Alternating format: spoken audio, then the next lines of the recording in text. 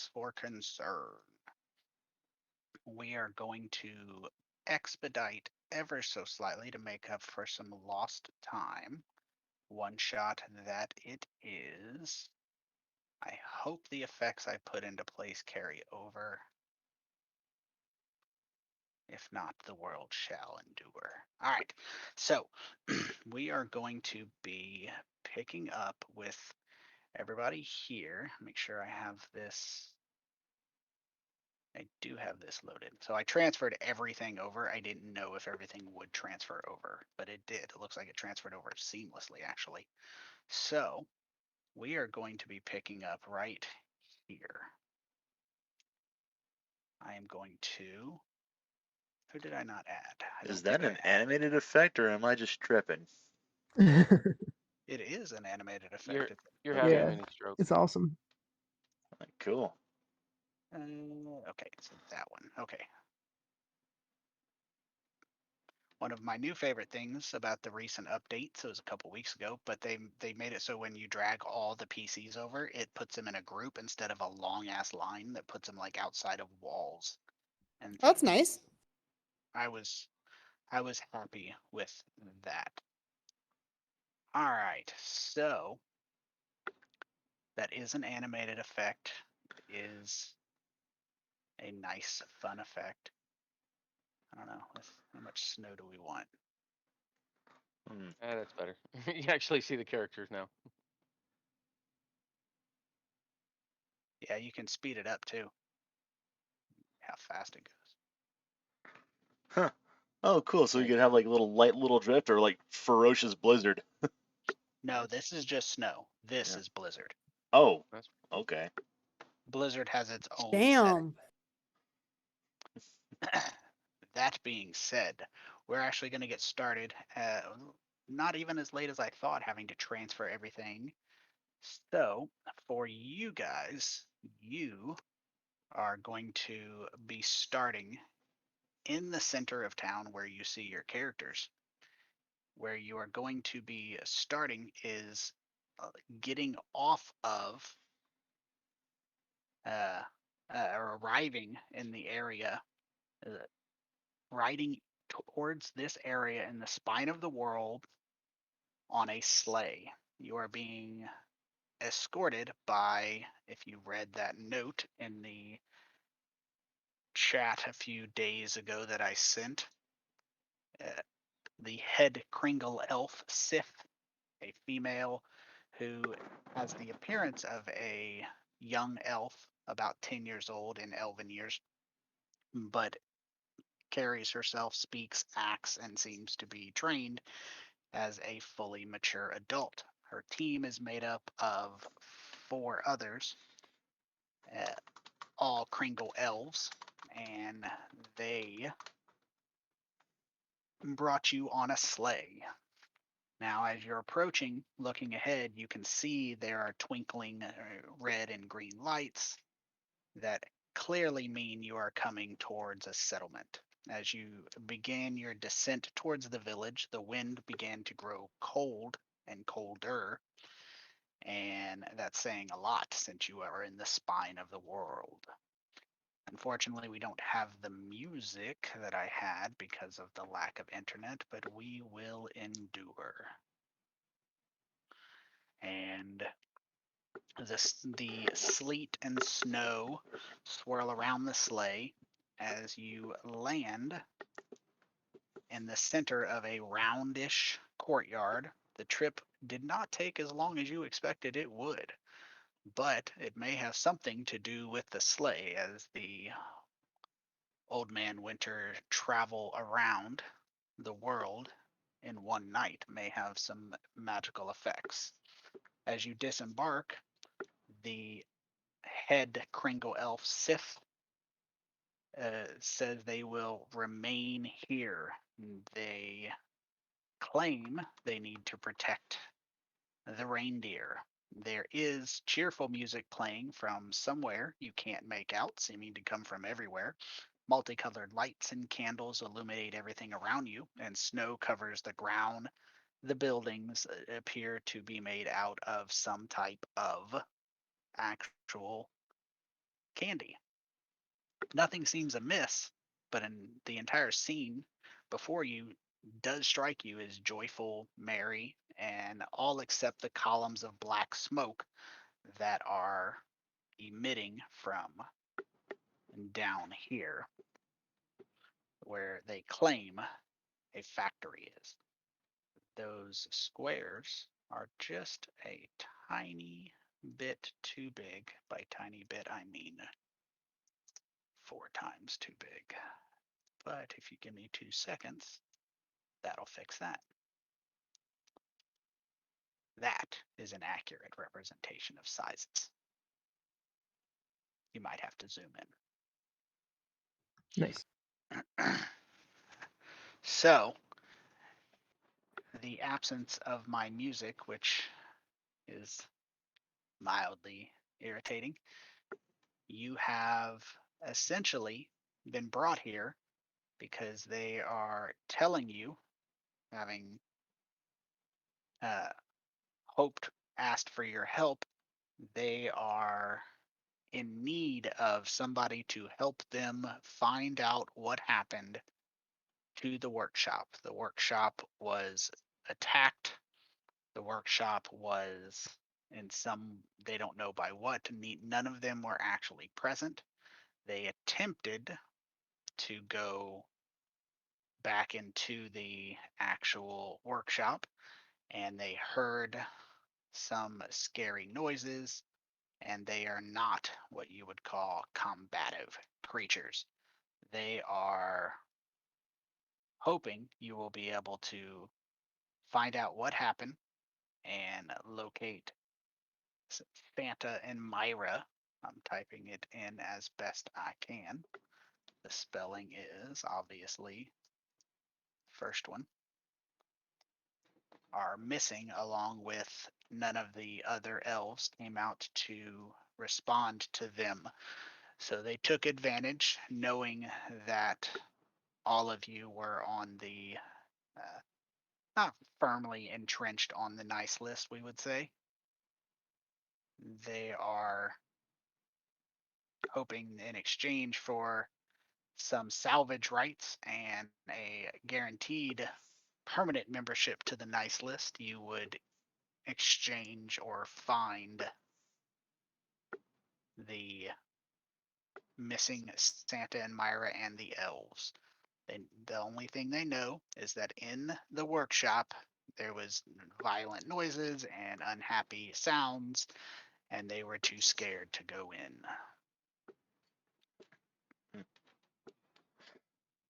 All right then. Where's the direction of the workshop? It was down there, you said. It is. All right. Oh, It's Okay. dusk, by the way. Is it snowing? It is snowing. Okay. So laying around the ground inside that wall there, Rogar, is a series of apparently gifts that have been thrown. so over here you said, right? Around this circle. They're strewn all about this entire Oh. courtyard. Okay.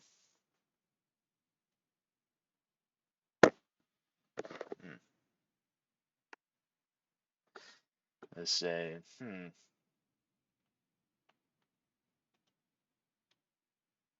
No sign of them. There appears this workshop does appear to be a actual factory that has quite a bit of room for activity. There are many storage areas. That entire building off to your left over here looks like it would be storing many gifts or something of that nature. But unfortunately, this whole area is devoid of all activity. okay. And aside from the strewn gifts around here, is there like any signs of like a struggle or a fight or anything of that nature? There's not. There's no evidence of a battle. There's no Okay. that you can see. All right. I guess Keep your there's guard nothing. up. Guess there's nothing in this area. Should we go back, or should we just go ahead and poke around here a bit more? Well, No, we need to figure out what happened to him. I'm going to put you guys on a separate map. Oh, Let's okay. put you right here. Oh, You can alright. close the other map for now, if you so desire. This is an actual close-up map of the workshop. Unlock your tokens. There you go. So just as before, this entire area has numerous gifts strewn about. There are trees. So as you approach that door there, Aegon, I believe that is how you would describe it. The door, Oh yes, yes, yes, yes. the door itself seems to be locked. I would like to place my ear against the door. Just listen inside, see what I can hear. Okay, give me a perception check. Yep. You do not hear anything at all. I'll do the same. See if I can't get any.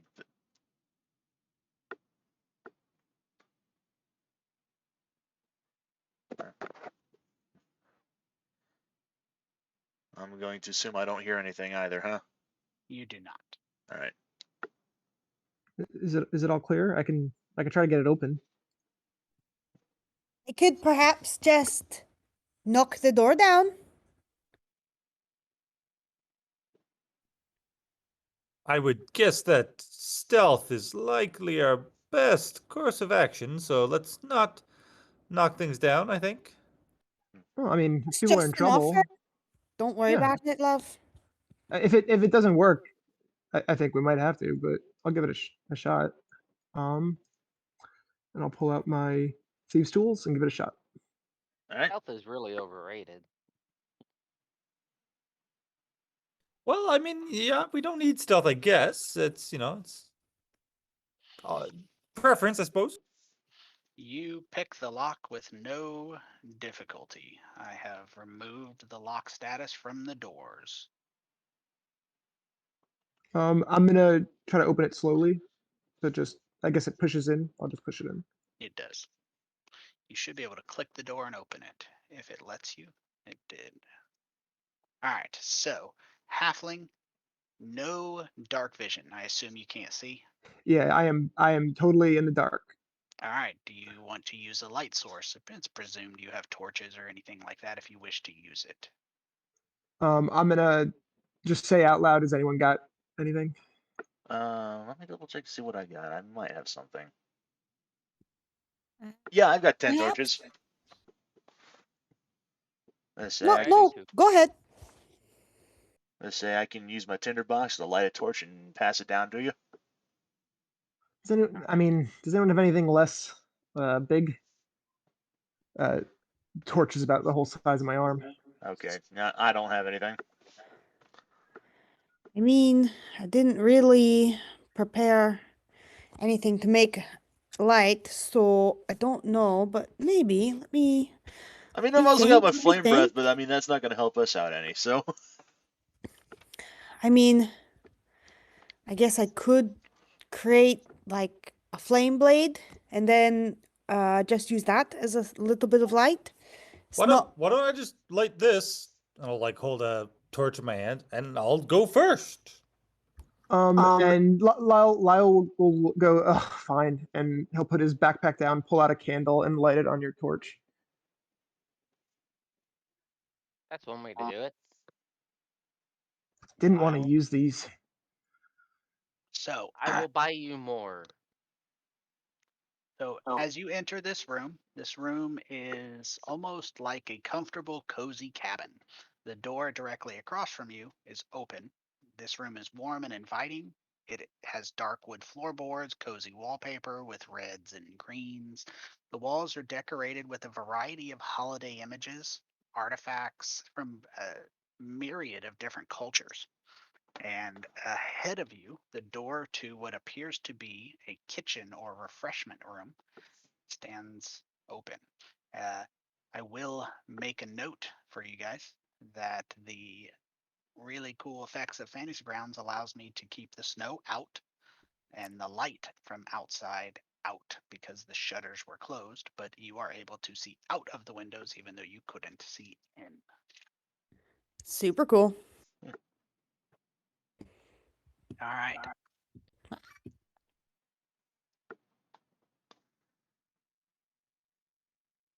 It's really creepy quiet in here. So when you take a look around that center area, you notice that the chairs and the benches of that table right there are overturned. Lyle and Rogar, the area appears it would have been very comfortable before whatever went disheveled. There's a pile of unwrapped presents sitting on the table. They're empty or smashed or even burned. It looks like the aftermath of a gift giving gone wrong, except for the destruction around this area suggests that the context was a little more violent than a gift giving white elephant brawl. Many of these gifts don't appear to have been opened in joy, but shredded. And from what you can see, there's just a lot of ash and damage that would suggest something burned everything. Can I take a look at some of the presents and see if it looks like an animal attack or if it was like perhaps a larger beast or another creature? You can give me an intelligence check, please.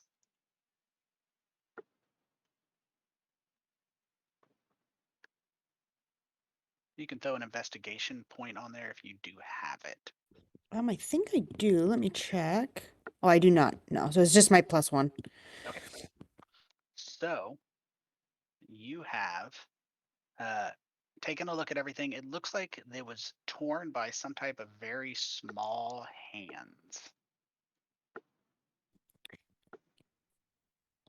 Well, I'm not gonna say that it's odd, but something very small did this. Now, I mean, everything's small compared to me, but like really small. Like the Like size me of those small? elves that had us come here? Because that's seems about right. I don't trust any of them. I mean, it's possible. I'm not entirely sure. Just that the size is weird. What do you think burned them? Can I Well- check to see if there's like any remains of like a torch or if there's like not necessarily like a trace of magic, but like is there a source to the fire or did it come from nowhere? As far as you can tell, there is no evidence of a source. My my best guess would be that magic.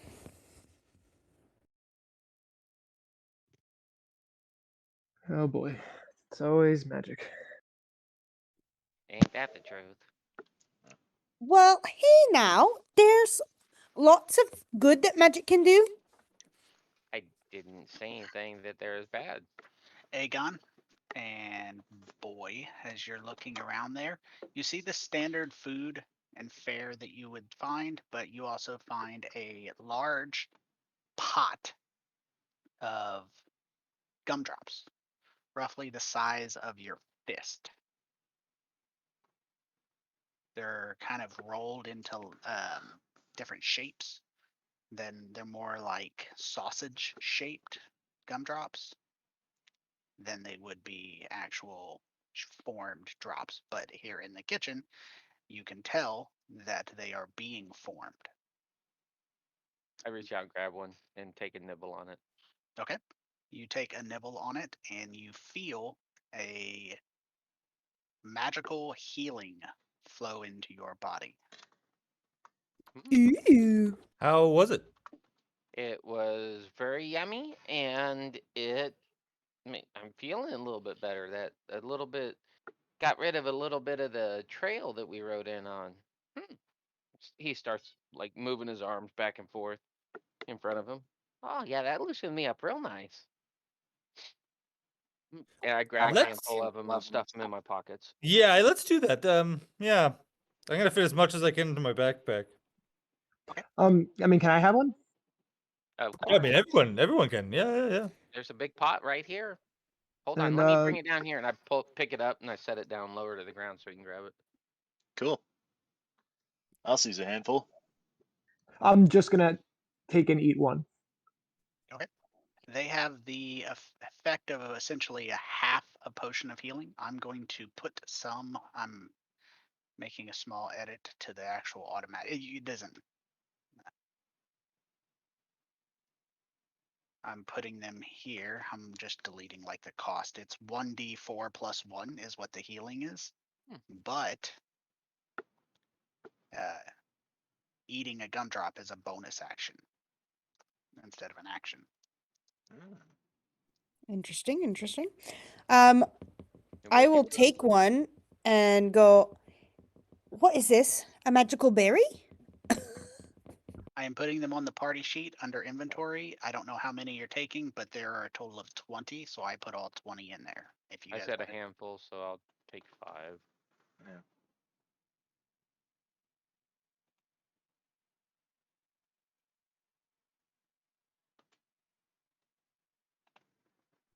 Oh, there's 19. Whew.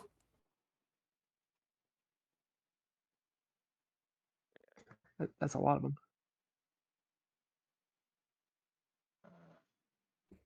I took 3. I took 1, just changed it. Go ahead. Just keep dragging them over then. While everybody's doing that and I'm munching on this gumdrop thing, can I look to see if there's any like footprints in the ash from the fire or any like blood trails or anything like suspicious that would lead us to a specific area where the culprits might have gone? Even like scuff marks or like drag marks if somebody threw them into a sack or something? So there is evidence that, and I will say this, I'm adding gumdrops to everybody's sheet. Yeah. It's actually going to be like a spell on the back of your sheet. It'll just say gumdrop, and it'll be able to, so you can add or heal yourself without having to mess with anything. So there is evidence that there were people coming in by the fact that there are kind of indications of cold or wet snow being tracked in, but whatever tracks that they had brought in have since melted. But it is evident that people or something has been passing through here. Well, let me drag the gumdrop onto my sheet here. I already added it. Oh, okay. Oh, onto your sheet. Yeah. Are you grabbing it by the little dragon symbol? Oh, I didn't see that originally. Okay. That would explain it. Thank you. Yeah, no worries. That's what we're here for. Help each other out.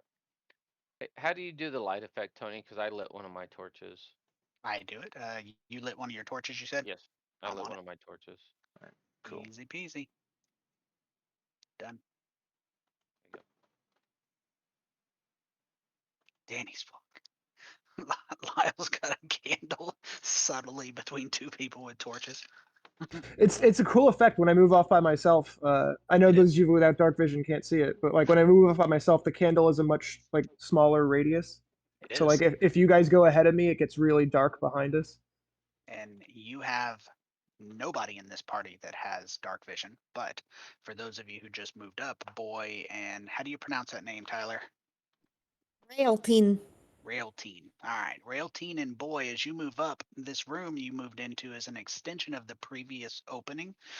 It seems as though it was once a place of joy. The large holiday tree in the corner, not the main one, is lying on its side with some smoldering embers to suggest it had been burned. In the far corner, way down here, you see, excuse me, in the far corner, you see a huddle of frightened Kringle elves.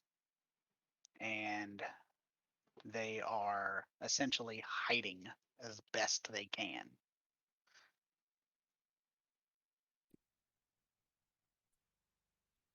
I will approach them like slowly and I'll crouch down and I'll go, hello?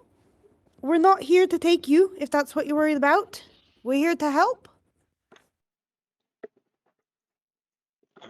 The kind of the oldest or most authoritative of them says, "Is it safe to leave?" Well, it looks like they're gone, so likely. What happened here? Can you tell us? They kind of look around and they say there were creatures that came in led by a woman calling herself the Winter Witch.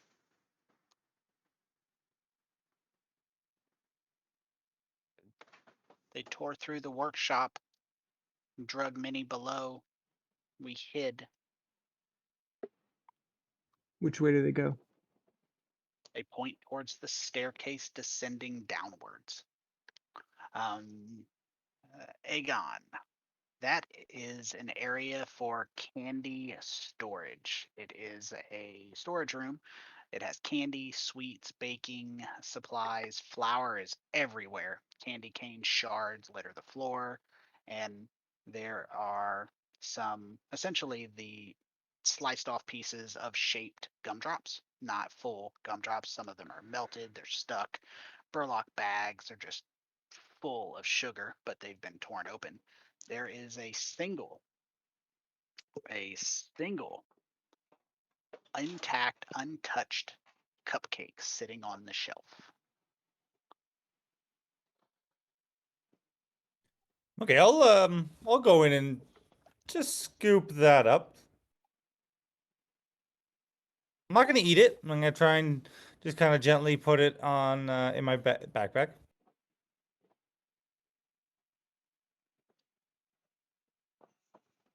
Put it both in your inventory and on your actions tab. All right. The elves ask if they can leave. They seem as if they are close to safety. They want to run, but they don't feel safe enough to run. We didn't see any on our way in from here on out, so I don't think they're in between here and safety. You should be good. Your friends are the ones who brought us here, so I think maybe you're okay. Is there anything else you could tell us before you go? They say be, they're scary, and I think that they wanted to capture the Clauses. Their offices are downstairs. Well, you go on then. Get out of here. We'll take care of it for you. Don't worry, they may be big and scary, but we're scarier. That didn't come out nearly as effective as I thought that would have Yeah. been. Never mind. He's just like, I'm moving forward. And he just like strides like right toward the staircase as if he was like, yep, conversation over, moving on.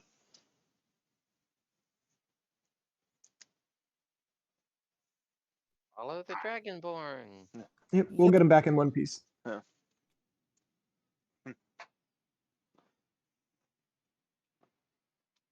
So All right. What is it that you want to do now?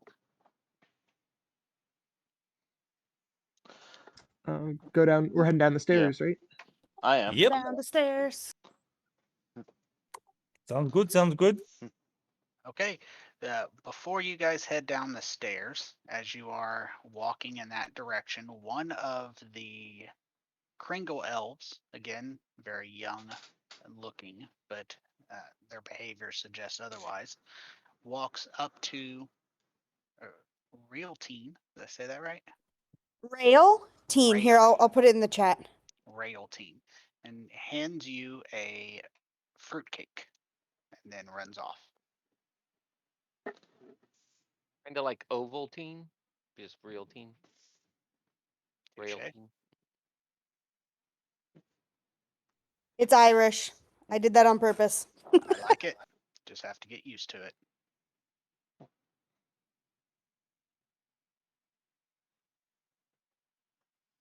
All right. So that having been given, you are free to travel downstairs. I've added the fruitcake to your inventory and to your actions tab. Let me close all of this and move you. That's not where I want to be. Move you onto this area. Let me close this map. I have 2 small screens as opposed to 3 large screens, so I am adapting to the best of my ability. Good, all good. All good. All right.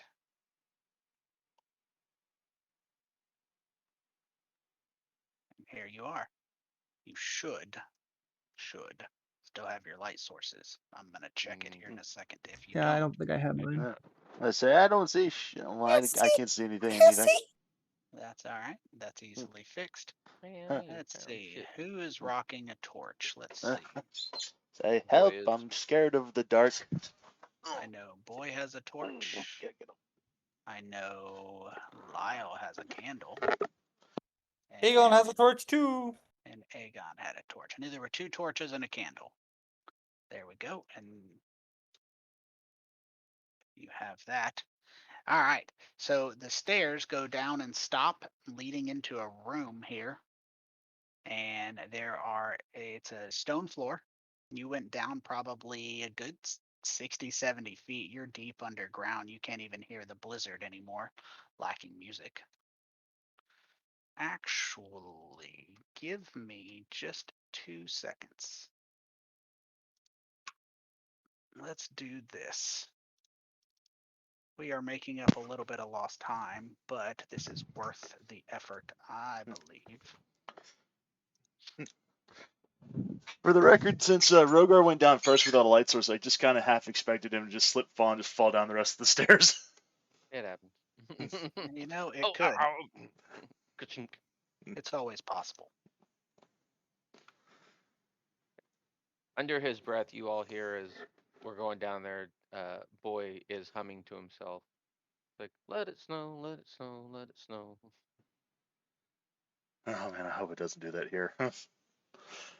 Ugh. I hate winter. Kansas, all we got was rain. That's all we're expected to get. So I'm like, okay. We're expected to get a little snow at some point over the next week. Yeah. A little being anywhere from like 1 to 5. I'm like, I don't want snow. Mm. I'm St. Louis, Missouri, so. Okay. Yeah, you're a little bit. Yeah. I don't know. I haven't looked beyond the next like 2 or 3 days, so.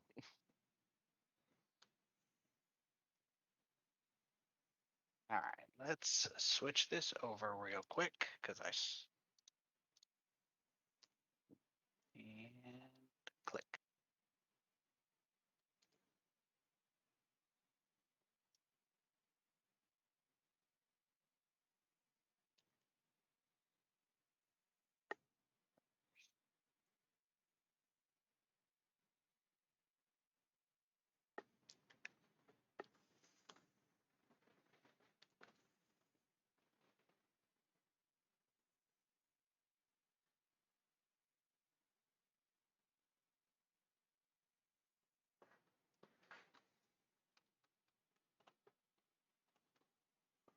Well, I attempted to get the music to play. It's not wanting to play.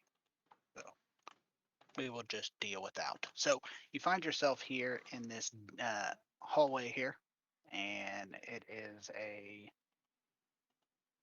you notice 2 stone doors to the north, and you are unsure what else there is. Okay. Are they unlocked? I'll check and see if it turns. They do turn. They are both unlocked. I'll open it slowly, not super loud if I can help it. With all the torchlight behind it. And I'll So turn around and say, more doors. So it opens into a foyer, It is seemingly an area with the large hinges holding up these stone doors. You notice that there are some cracks in the wall or very small crevices that suggest it would be a potential area to have arrow slits or defensive abilities. Gotcha, to like our left and right. Correct. That's an odd place for a factory to have, an odd thing for a factory to have. I'll try this door. And those doors also open without any issues. And walk through very slowly and just sort of peek in.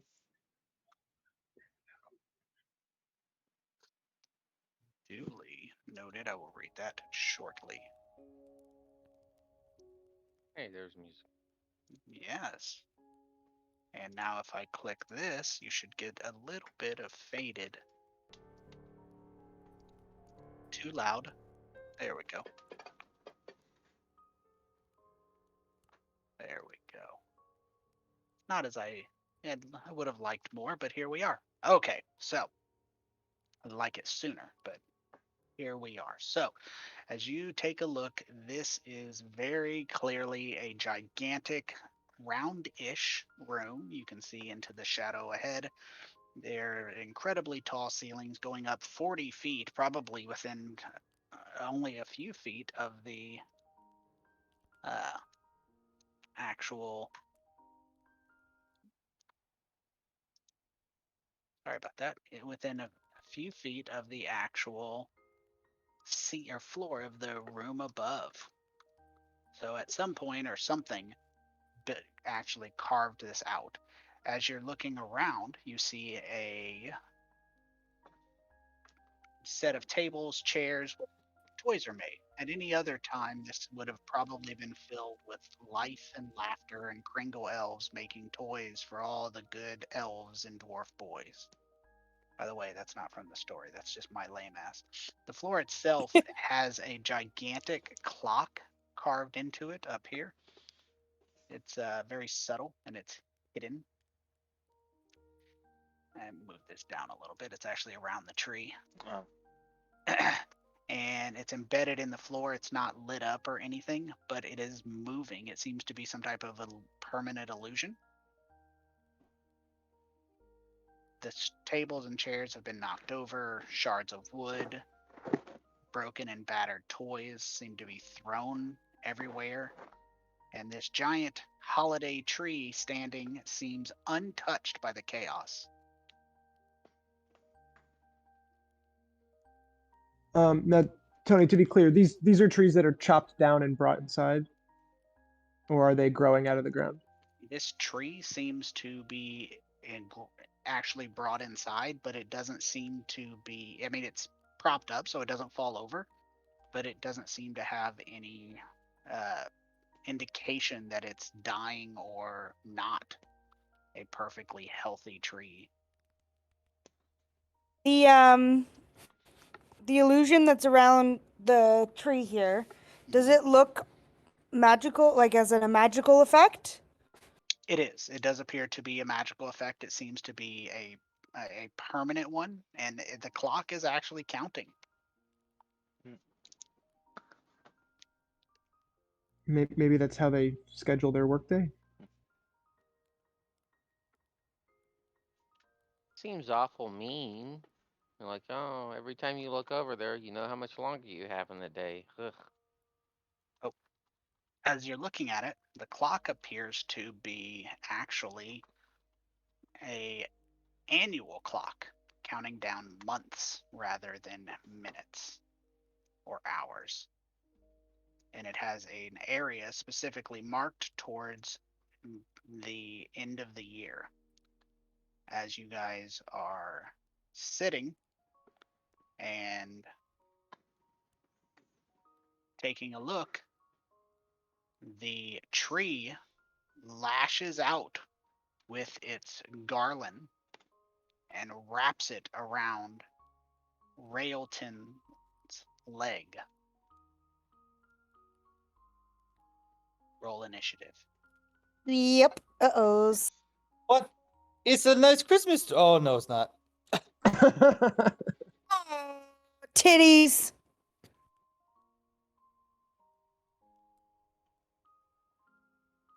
That sucks. There he is.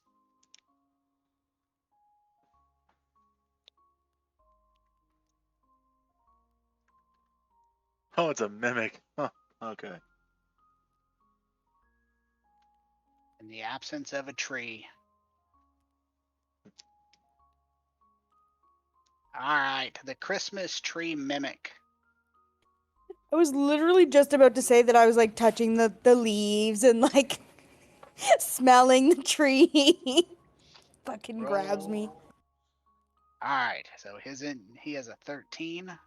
Cancel these moves, and we will put it at the top of the round as the mimic. I'm gonna delete the circle. It's an illusionary countdown to Christmas clock. Okay, so I will start by running over here. Do I have advantage there or no? I'd say you're close enough. I can move the other 5 if you want, but Yeah, it's fine. okay.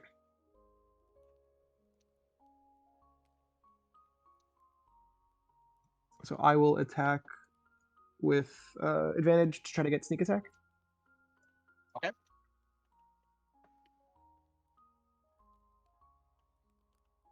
Do I have to put anything on for sneak attack, or? You should have sneak attack. Oh, Yeah, I got it. Look, I got it.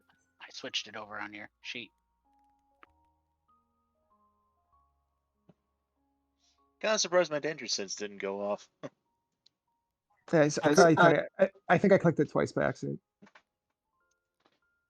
That can be fixed.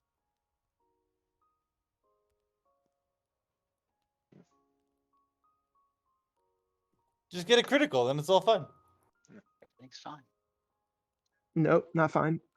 Sorry, I jinxed that. So swing and a miss. But I have fancy footwork, so I'm gonna move away without provoking attack of opportunity. The remaining 10 feet. The danger sense would have, in a normal situation, helped. It would have given you advantage on your dexterity save had you been targeted still. But in this case, it was Yeah. so flawlessly fit into the environment. Yeah, that's what I kind of figured. I mean, with it being a mimic and all. So. Okay, and that's me. All right. Well, in that case, I'm going to go ahead and I'm going to step up. I'm going to take my great axe and I'm going to batter up myself.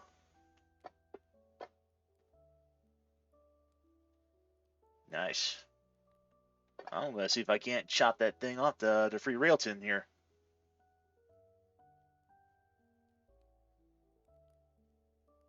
Oh, heck yeah. Get him. And that does it for me, I guess.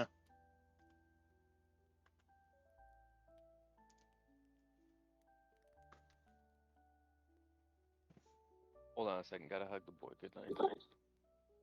Big damage though, big damage. Yeah. Pretty good attack. Barbarian's such a fun class. Okay. Yeah, I'm gonna go ahead and shoot at him. And I hit. I will use bursting arrow. As the arrow hits him, he you see this flash of force. Oh, sorry, the last one Whoa. should not have been there. Take the second one off. 7. Yeah, take the 7. Give him 7 more back. And this force ball just when it hits him. I've been wanting to try that one. That was pretty cool. Nice. And that's his turn. That was huge. Also, are those part of the custom dice packs? Yes. It looks freaking sweet. I just put it on frost since we were out in the snow, so I was like, I'll put frost on. Why not? Oh, yes, thank you. And then I'll finish my flanking to get to like there. Flanking approved. And coming around that corner, I would have dropped my torch basically, let's say like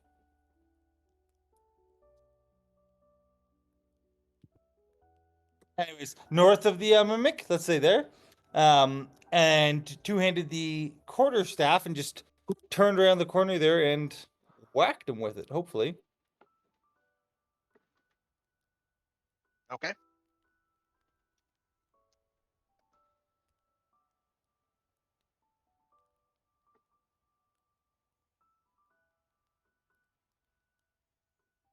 I did consider going to a combat music, but there's no reason.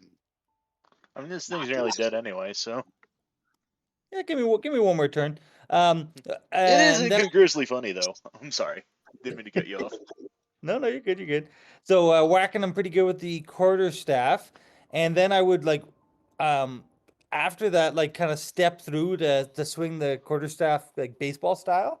I'd pivot off the planted foot and swing around with like a reverse like I was gonna say head kick, but this thing doesn't really have a head, does it? Anyways, Wait. use my martial arts as a bonus action to try and kick it.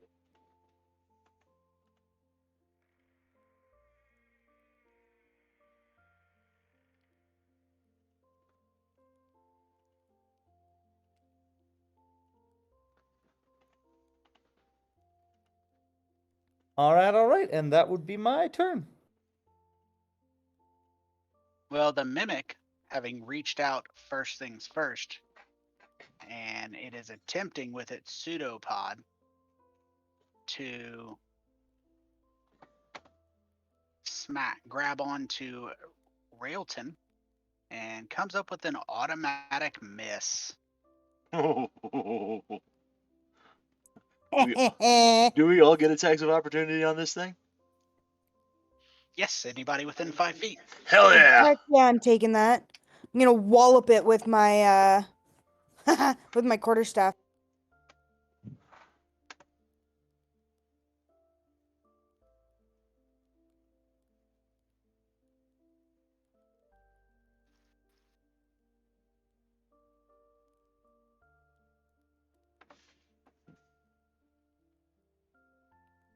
Go ahead, Ben. All right.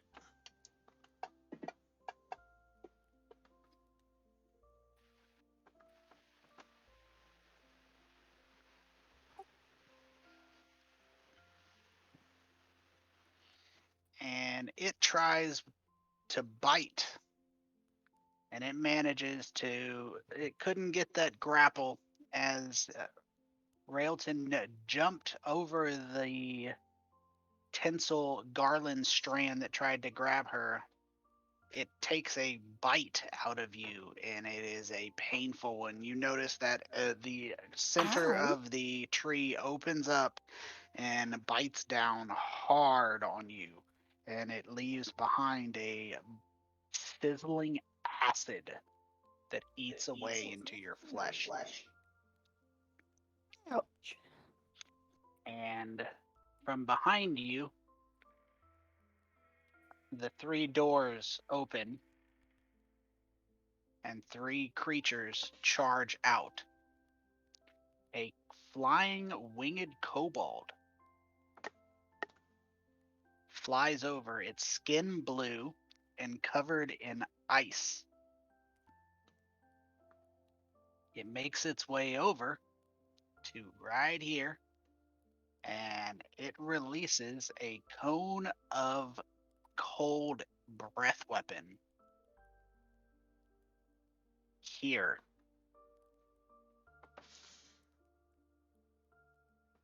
And provokes a constitution saving throw from. Let me just go ahead and target you two. That'd probably be the easiest way to do it. Your covered in ice as the breath weapon freezes your skin, some of you more than others. And the frost goblin, by the way, I like the art they gave for this, runs out with his scimitar and swings it at the back of the dragonborn fighting the Christmas tree. Unfortunately, he was too nervous for his performance and misses. Luckily, unless you have 2 attacks of opportunity per round. Oh yeah, yeah, I missed that. It does well. That matter anyway. So yeah, go ahead and ignore that. Yep. And boy, No. a slightly scarier opponent steps forward with a Morning Star. His Morning Star covered in ice. Womp womp. Womp, I will womp. take. No, I have my longbow out. Never mind. I mean, you Nope. know, We're good. it can't win them all. Maybe I should be using the fancy dice. Yeah, I want No. some of those now. All right. Speaking of, Railton. I'm pretty pissed off at this mimic. So, so I think I'm gonna let's start off with. Okay, I'm gonna cast Shillelagh. I think that's my bonus action. Okay, so I'll use my bonus action and I will cast Shillelagh. And then my quarterstaff is imbued with nature's power. I can use my spellcasting ability instead of my strength for the attack, thank the gods. And my damage roll of the melee attacks using the weapon. My damage die becomes a d8, and it also becomes magical. So I just want to make sure I'm doing this right, because it doesn't have an apply effect. What are we doing? Phrase that again for me. My Shillelagh? Yes. It is, let's see here. So it uses my spellcasting ability modifier instead of strength for the attack. Mm-hmm. And then my damage rolls of the melee attacks using the weapon becomes a d8. So wisdom Yes. for the damage or the attack or both? Pretty sure it's both. Yeah, I think it's both. I thought it was, but I wanted to be sure. Wisdom. Oh, wisdom. So there's that. And you said the damage is a d8 instead? Yes. It's probably safe to assume that the attack is always going to be made with the Shillelagh in this game, so I just changed the staff. Oh, okay. Yeah, usually if I'm going to use my Yeah. my quarterstaff, unless it's like before I can cast it, then it's going to be at that damage. Okay, so that's my bonus action, and then because I don't want to use any close range, well, I don't have really any close range spells, I'm going to smack the shit out of it with my quarterstaff.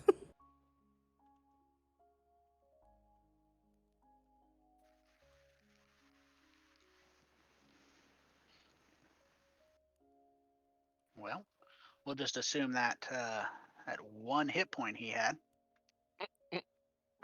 The tree roars in its pain and melts away back into a normal tree. It's still large enough to impede your vision, but it's a amalgamation of melted flesh, and it is bubbling like acid, probably not worth touching. Gross. Okay. And then I'm gonna run up. I'm gonna stay where I am for right now. Yeah, I'm gonna stay where I am. Okay. I'm gonna move here because I think that's the only one I can reach.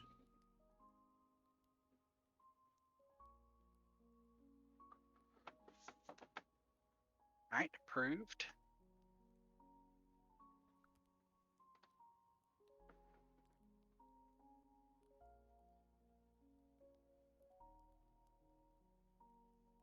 And my last 5, sorry. Oh, I apologize. I was scrolled down a little bit. Thank you.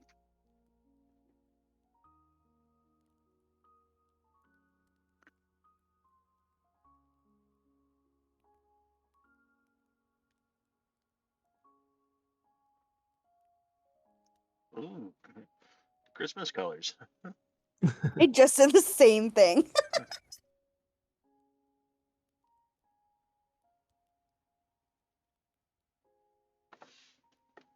So Ooh, yeah, nice I'll damage. I'll run up and I'll kind of use Aegon on the other side to sort of like juke him out and kind of get a real good stab with the short sword.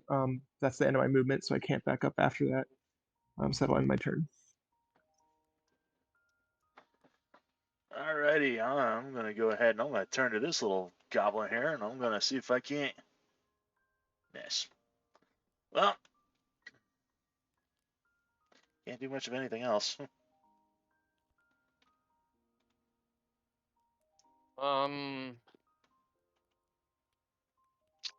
I am going to.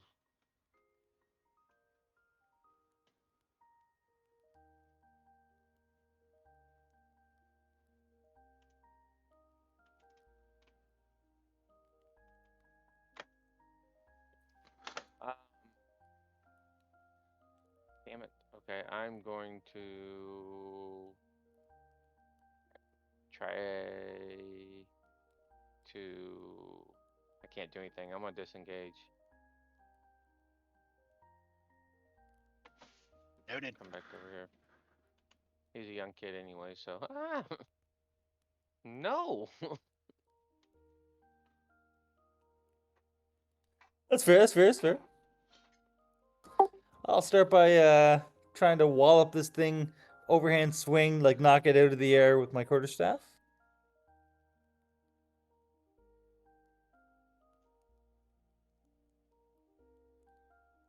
That sucks. Okay, then I will bonus action after missing with the staff. I'll go for like what do you call it? Like a scissor kick and try and kick it upwards with my foot.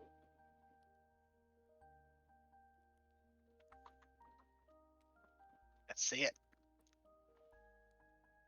There you go. That's You dropped 2 ones with both attempts. it's meant to be. Nice. And seeing it no longer on this plane of existence, I will get a moving.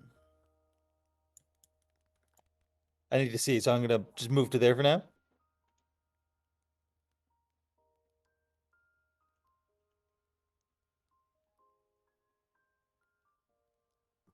Good luck right there. Yep. And that's my turn.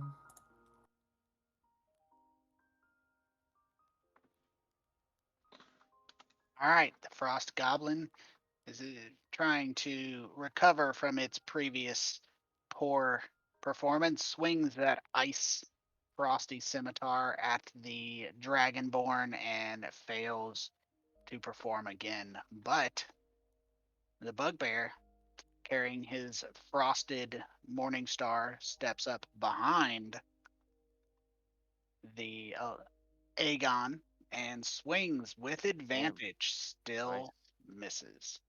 Whew.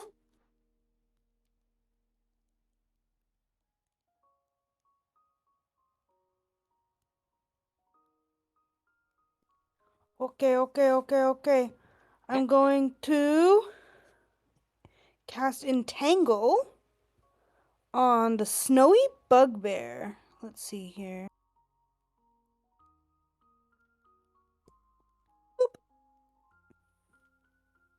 Nice. Perfect. So now he is restrained.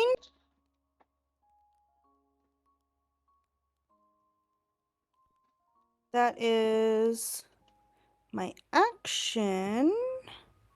So now he's it's in a 20 20-foot square. Hold on a second. I just want to make sure it doesn't get everybody else. Yeah, you won't need to. It would look something like, let's see. You can position it in such a way that it wouldn't. Yeah. If I can, I'd position it so that it wouldn't get anybody else. It'd be like that. Yeah, perfect. And then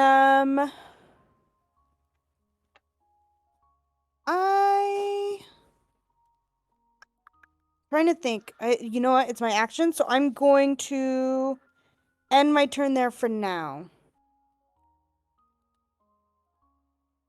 Okay. Run forward there.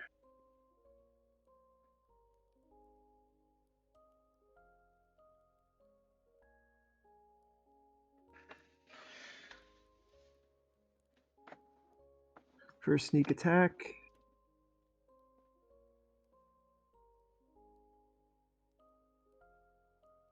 I think I That is a double lot of clicked it. dice. Yeah, I think I double clicked it. But I Did mean, they you hit both him. hit? You definitely Yeah, hit okay. him. Yeah, I was just make Yeah. sure. Yeah, they both. I'll just roll the. Oh, he's dead. Every kind of dead. Okay. Oh, did I hit myself? Is that what I did wrong? Yes, you did. Yeah. Let's see, 15 damage. We'll put you back down to 5. Problem solved. Oops. But he'll drop, and then I'll just take another 5 foot forward, and end there. Alrighty. Rogar, with barely restrained anger, steps up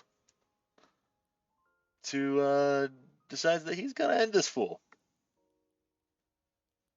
He's probably stepping in the 20-foot square of pain and misery here, but he's gonna go ahead. He's gonna take a He's gonna hit this thing and swing it in such a way to try to cleave this guy's head off with one hit, and fails, but he still gets some damage in. So.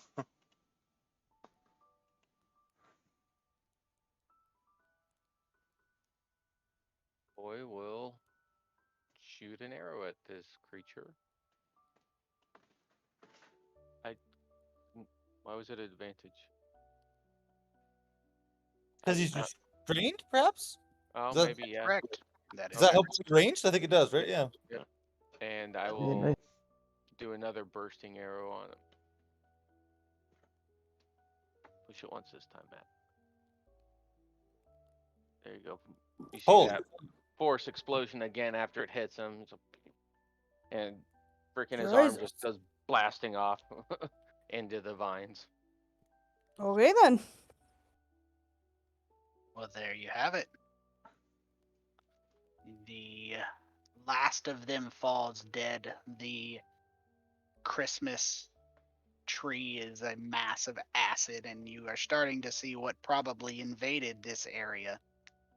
I will remove the entanglement. Thank you. Thank you. Did those 3 come out of a particular door? They The each top came out one? of one of these. Each one of them came out of these 3 doors. Okay. I'm thinking I'm gonna eat a gumdrop. You should Yeah, have. it's a good idea. Yeah, I would too. Maybe 2. Well, we still have 3 on the party sheet, and you can have one of mine if you need it.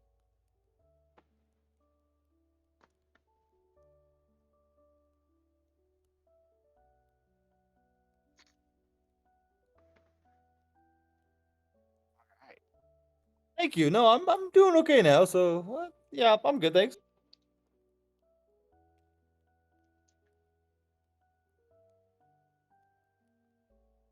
I mean, I have plenty. I got 5 in my pocket, and I pull them out.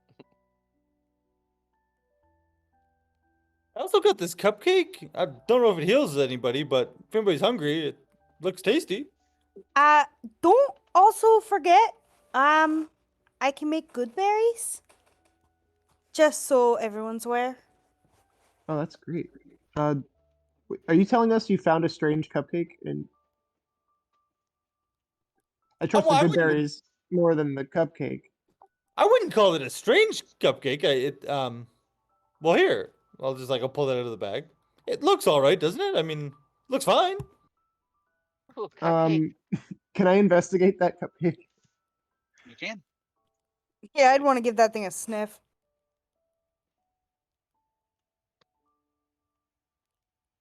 It seems to be a cupcake made with ground gumdrops, and it seems to be healthy, possibly having some healing properties as well. A miraculous gumdrop cupcake that's healthy. You Um, said mean, healing. I kind of assumed it was good for you because like it was in a room full of a whole bunch of junk that like had been already eaten. So No, I think you're right. If the gumdrops are good for us, this is just concentrated gumdrops. sure, so there you go, right? Yeah. Fair play. Mystery of the cupcake solved. Okay, so I think maybe we can just keep it then. Maybe for later. Sounds good. I'll put it back in my backpack. It's not gonna get squished in there. Well, I mean, why would something get squished in there? Has your backpack's full of a bunch of crap that we walk around with? Yeah, not to mention that like you might squish it just by putting it in, and all the other stuff would move on top of it. And I it's mean, gonna get real dirty. to be fair, it's been in there the whole time and it didn't look squished to me. They train us at monk school to keep our backpack very tidy and to keep it safe even during combat. So, I mean, I don't know where else we'd put it, but I think the backpack's the best place.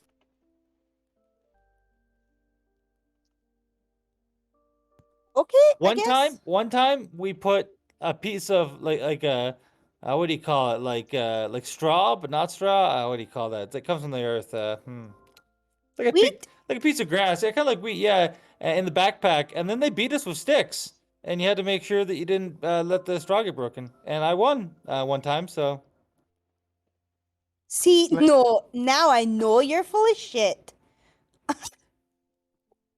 Lyle wonders if his dad was a monk. Yeah, boy is just staring in awe at this hole, just like, ah. that was a true story, by the way. But that's okay. Yeah. Rogar isn't even paying attention. He's just investigating the room. It, speaking of that, is there any more burn marks or is it all just disheveled? There's some burns. There's a lot of frost and ice. Some of it melting, a Ooh. lot of it not. But a lot of general destruction. And no presents.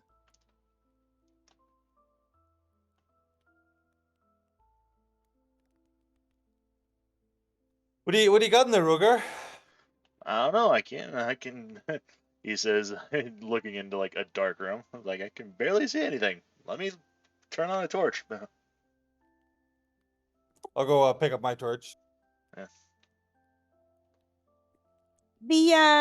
The little frost goblin. Can I pick it up by like its leg and like dangle it in front of me and like check the feet and the hands for like small claws to see if it would match what happened upstairs?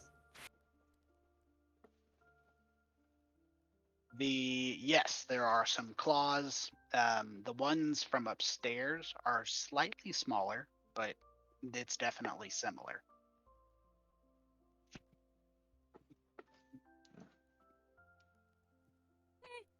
We got a door in here.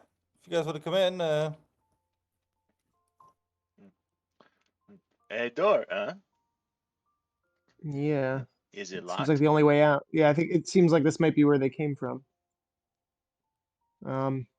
I'll try the handle, or I don't know if it's a handle or if it's just like a push. There's a stairwell over here before we got ambushed. There's a stairwell leading down, it looks like. All right. A little bit just south of this room here. So there's two ways we can go. Well, maybe this is just a closet then, and I'll open the door. Okay. So you throw the door open, and this area is made up of toy storage after the toys have been made. There are numerous bags and shelves and things of that nature with boxes. and it Oh. seems to be devoid of anything. It hasn't been ransacked, at least not as much. And there appears to be another door in here too. Another Yeah, one. it looks like it goes in the same direction as, like it's still south of us. Is this one unlocked? It is. So that area is a roundish tower, and it has a staircase that leads down here, and another staircase that leads down over here. Oh, well. And Lyle will just peek his head out to confirm that's where we came from, It is. and then walk back. Yep. So we basically just made a circle here then. Well, we Yeah. know at least we know there's not more yet. That's good. I'll just press my ear up against this door and take a little listen. Okay. You hear a soft music from inside, but you're not exactly sure what it is. It's so soft. And the door has no handle. When your skin touches the door where you put your ear to it, some glowing words show up, and they say, "Some might say I'm a favored Christmas treat. My arms, my eyes, both brown, and don't forget about my feet. What am I?" Say that again. Some might say I'm a favored Christmas treat. My arms and my eyes are both brown, and don't forget about my feet. Gingerbread What? man. And when you answer, the door swings open. Did I Inside, drop? what's that? You did not drop. Inside is a suspiciously large jack-in-the-box. Suspiciously large? As in, the size of it is suspicious, not the behavior of it. It's got a wonky eye to it. Yeah, Rogar, you want to go take a look at that? Yeah, sure, I'll go. And Matt just dropped. He said, "Did I drop?" Boom. There he is. Ta-da! Ta-da! Ta-da. Lyle, I don't know if you want to take a look at that first. But Do you need the Yeah, I guess I backpack, Matt?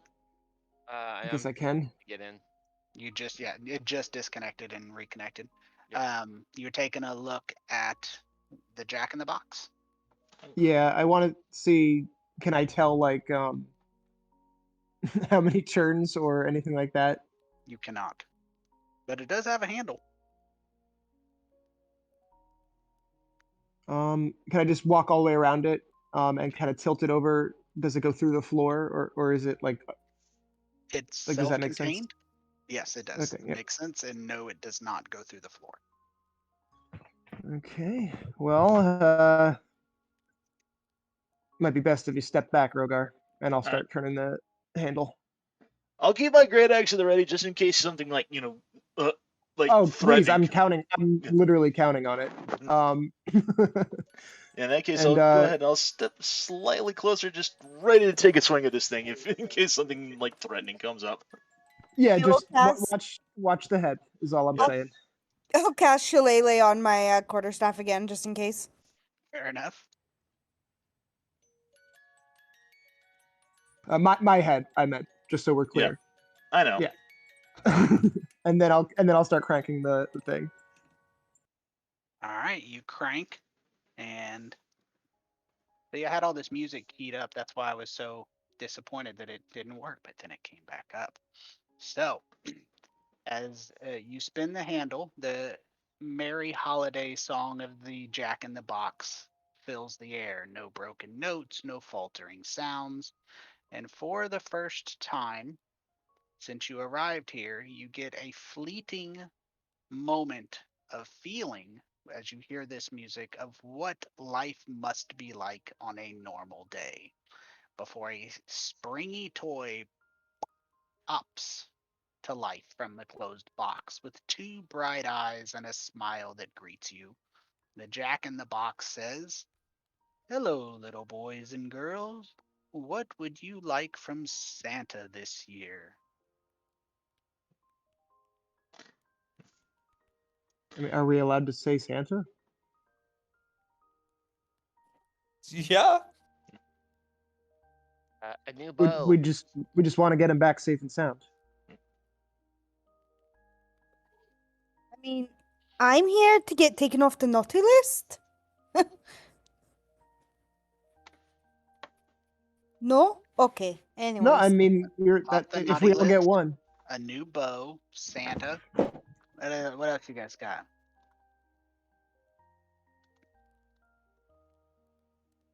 Anyone else? Boy. I already said a new bow. I'd take like something to keep us safe. All right. The Jack in the Box kind of wobbles there, absorbing it all, and says, "I will pass this on to Santa." And the box closes tight with him inside, and he is shortly thereafter gone. Okay. Like the box just disappears?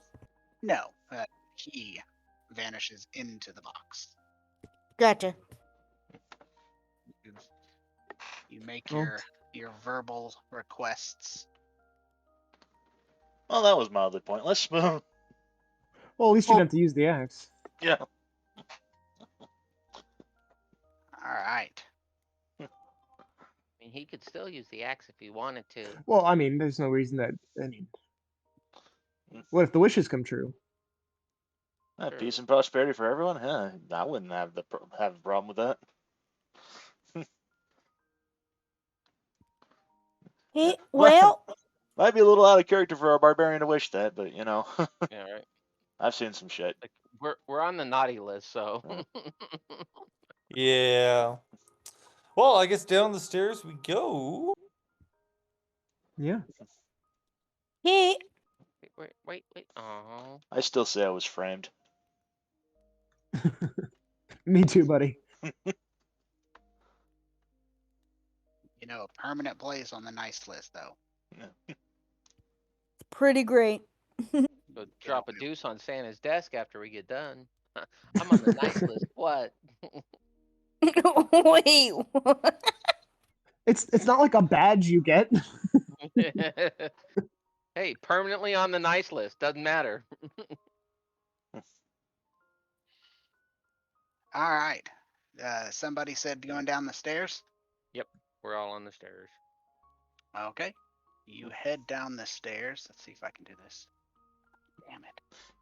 Rogar, Seven, bringing nine. up the rear this time, decides that he's not going to be the one to trip down the stairs, and then he trips down the stairs anyway, taking everyone else with him.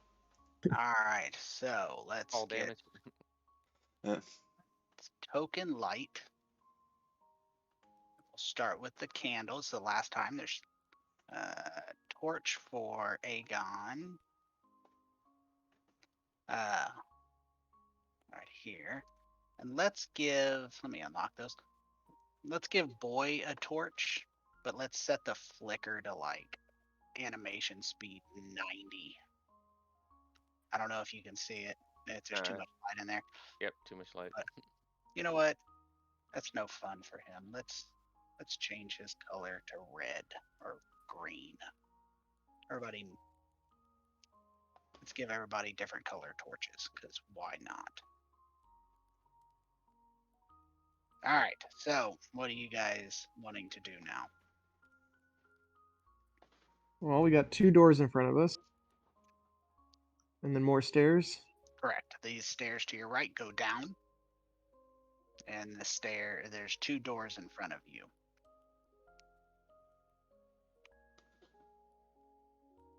Let me shift this. I'm gonna touch the door and see if any script appears on it, like the other one. No script appears, but you can hear as you approach the door some noises from the other side, and the door is apparently unlocked. So I'll put my finger up to my lip and turn around to everyone, and then point at the door. I'm just gonna point to my hooves and the wooden floor. I'll kind of shrug, I guess, and then open the door slowly. Okay. So the room ahead, uh, the room behind you, it was obviously lightless until you came in. As you push the door open, you are met with a scream, more of a shriek, as three Kringle elves rush out the door directly at you.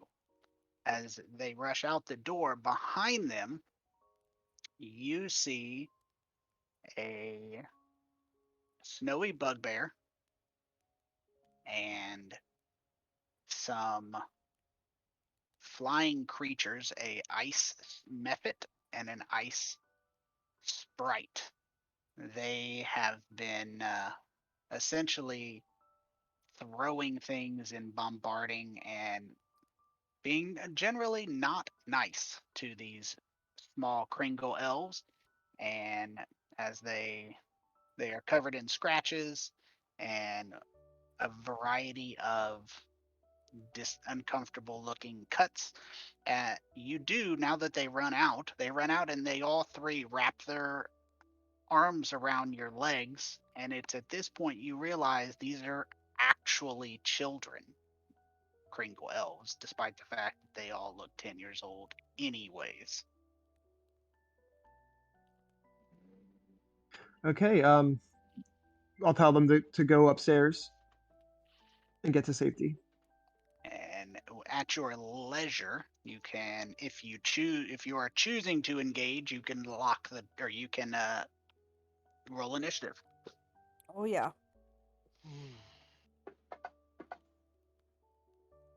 Oh, sad panda. Yep. Yeah. All right.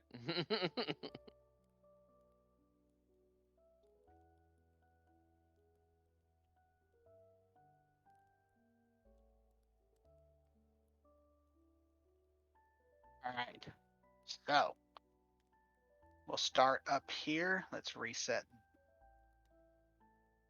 Oh, I see what it did. So the ice sprite, apparently not super happy that it has lost its victims, is draws a teeny tiny little short bow and fires a teeny tiny arrow at teeny tiny Lyle. That's not fair, Teeny tiny tiny Lyle. Mm. And hits you with 1 point of damage. And as you snicker at the tiny arrow sticking out of your neck, you feel the poison. Oof. And Okay. he immediately falls to the ground snoring. Dicks. Right? Hongshu. The ice mephit looks around and notices that a lot of you are out there and mutters something in some language you don't understand, and an entire icy cold freezing mist, not damage freezing, just obscuration, and everything in this cloud is now heavily obscured. It uh essentially you're blind while in that area.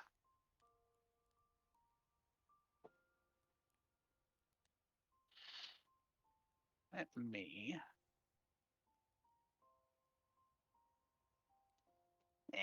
we'll just. I know how to do this. Let me try this real quick. Add light, spell darkness. Click here. You should all be blind, correct? Yeah. Yep. The last Yep. you knew, for your purposes, there was. Can you see my arrow? Mhm. Yep. The last you knew, the door was here. There was another door approximately here. It won't fit perfectly. Let's say there. So, I'm a big fan of all the features in Fantasy Grounds that you get to use at low levels because both of your games are high levels. So, a lot of these features they don't get to use. All right. It is now Railton's turn. So, with that being in effect, what I'm going to do is use my bonus action, Mm-hmm. and I'm going to use my wild shape feature and turn into my starry form. And I'm going to turn into the archer.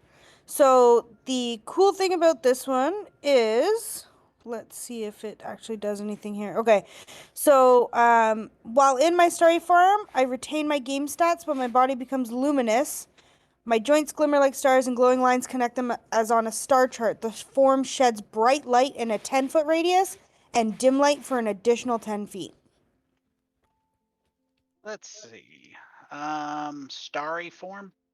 Yes, let me. Is Just it a? imagine like high beam in the fog. So you don't need to. Let me. Does it have damage and attacks and all that? It does. So my starry form, I have 3 choices to make. I can do archer, chalice, or dragon.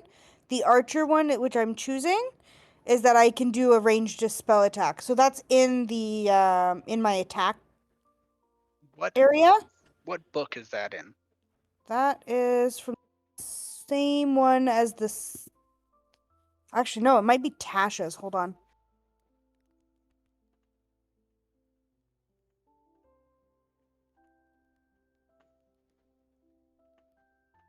How's it Yeah, spelled? the Circle of Stars is Tasha's Cauldron of Everything. 2 seconds. I can fix that.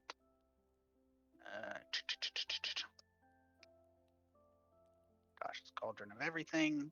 Load and load. Small lag for 2 seconds All while I good. load this up.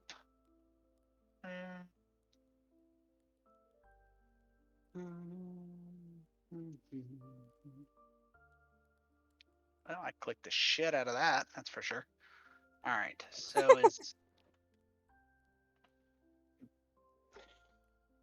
And you said it is a form? Yes.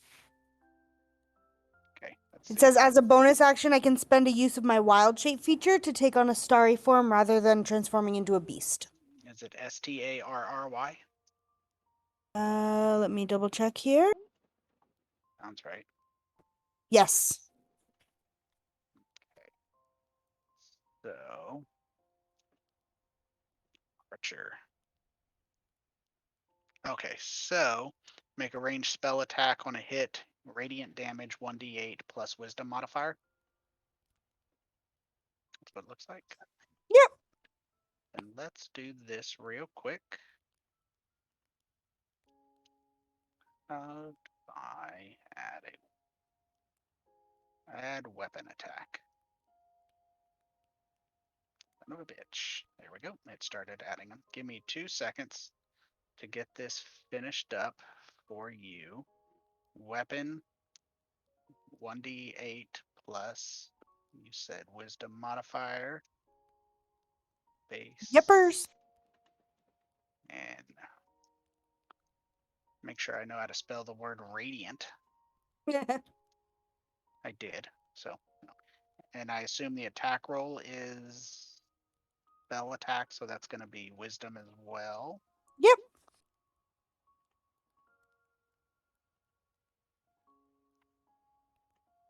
There you go. It is now, or should be,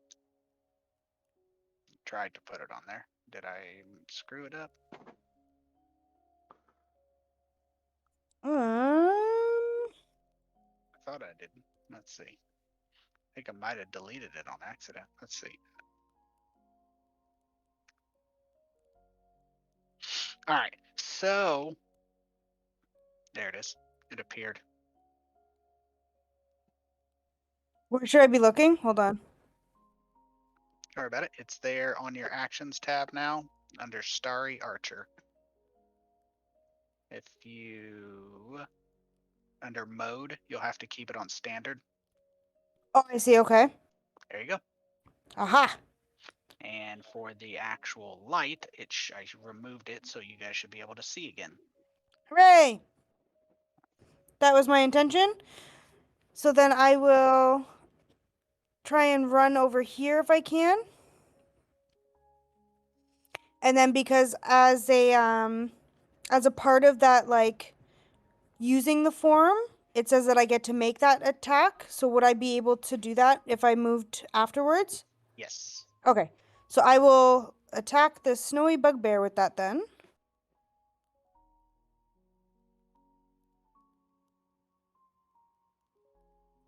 Oh, heck yeah.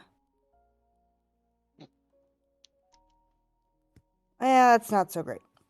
And then Womp womp. so that was my bonus action. As my regular action, I will let's hit him with. Oh, let's see. Let's hit him with a. Where'd it go? Let's throw a moonbeam in there just for funsies. So, if I remember correctly, oh, what did I do here? I throw it down in a 5-foot radius, so I'll throw it right down on the bugbear. And until the spell ends, dim light fills it. I just want to make sure when I cast it, it instantly. Yeah, okay. So I don't think it does anything right now. Wait. When a creature enters the spell's area or for the first time or on the turn, it starts its turn there. It's engulfed in ghostly flames. So I don't think it does anything right now. Correct. I think But it does on it his when it. turn it will. I think so, yeah. Yes, ma'am. So it is there. I put the effect on you because it's concentration, Perfect, thank you. and that's it. Moonbeam is back. And I did my move, I did my bonus, and my action. So yeah, I'm done. All right. All right. I move you on up. The Yep. door is unlocked. Yep, I'm gonna go ahead and I'm gonna bash that open. Step on through. And yell out and like, "Come on, you puny ants!" And I'm gonna take my great. Am I close enough to this bugbear to smack him with my great axe? I can move a little closer. There if I you need are. to. Yes. All right, cool. Cool. I'm gonna take my great axe. I'm gonna smack this dude with my smack that smelly bugbear. That was almost a 1.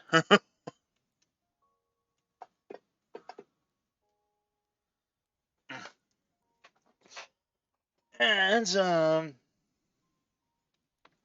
I think that's gonna do it for me, Ben. All right. That snowy bugbear starts his turn in the moonbeam. He gets a saving throw. Sure does. Takes. I think it still takes half damage. It does. Sure does. All right. Oof. So he is hurting. He uses that frosty morning star and swings it.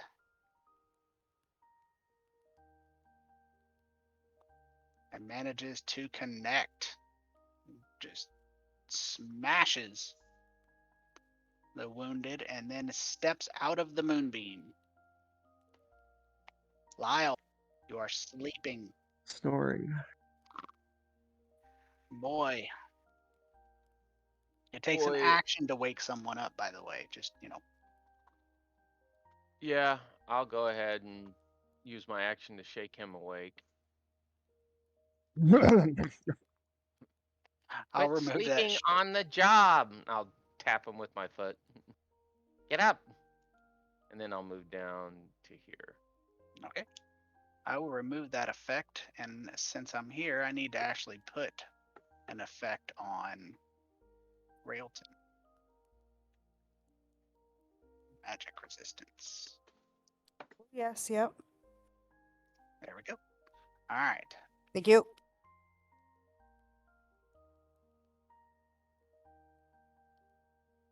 A very well rested halfling.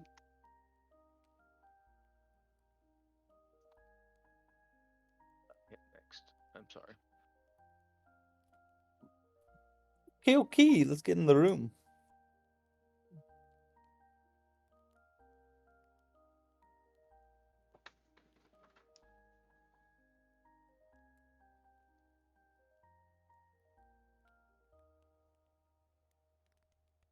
And once in the room, okay, I'm gonna start with a quarter strike attack against that bugbear.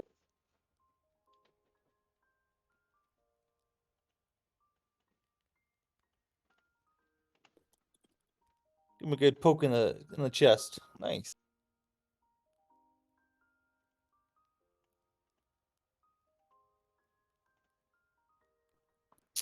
Okay. And then I'm gonna use a key point and use patience defense. So as a bonus action, I can use the dodge action. All right. You should have as an option on the bottom of your character sheet, action tab. Looks like I'm good to go. Good to go. That's my turn. Well, the ice sprite sprites over to the kind-hearted dragonborn, reaches out and touches a dragonborn with a teeny tiny longsword and misses. He swings its itty bitty sprightly longsword and swipes it right by you, exposing itself to an attack. All right, cool. I'm gonna take it. I'm gonna backhand that motherfucker Nice. across the face. Slam him into the wall. You hit him and he shatters. Exceeds hit points by 12. Damn. Rough. The ice method, seeing the explosive ass whooping the sprite just took, decides that it is going to use its frosty breath weapon and just gonna blast all the way through the door. If it's gonna go down, it's gonna make sure it doesn't go down without making someone feel some pain.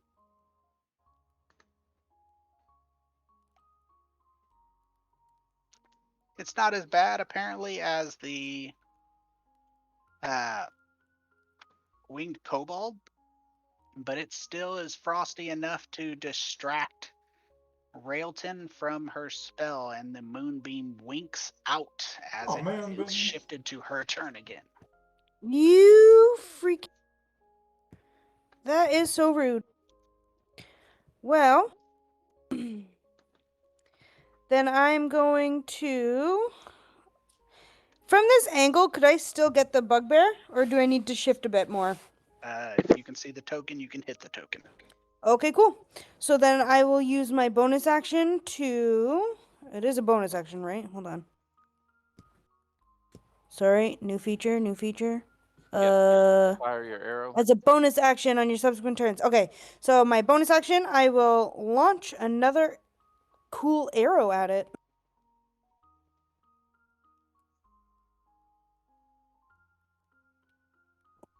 Oh, yeah.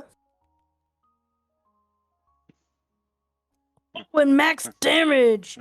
Wish Get it? wish you a happy new year indeed, motherfucker. Right. Right. Touches an arrow to the back of the head. And then I will, I will do a fancy leap over Lyle, and I will run in here to about there. Leap achieved.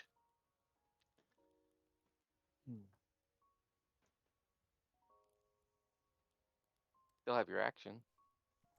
Yep, and I'm thinking, just trying to decide which one's going to be better. Is any one of us looking hurt? Like, other than, like, the sleep thing? Oh, well, You're probably the the most most. wounded. Yeah. All right, so then I will use an action, and I will cast Cure Wounds at first level on myself.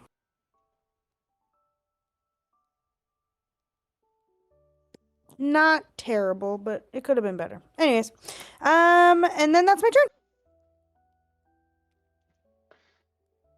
I say, Rogar just kind of casually saunters up, as you will. As you will. I say, just takes his great axe, poisons it, but he doesn't attack yet. He says, "Where are the Krampus?" I'm like, "Where are the Kringles?" He says, "Speak now or die." Roll an intimidation check. I see it rolling. The little ice mephit looks at your axe and chips off a piece of ice from an area that would be typically covered by a humanoid and throws it, and it bounces off your forehead. All right, cool. If that's the case, then I'm just gonna go ahead. I'm gonna end this fucker.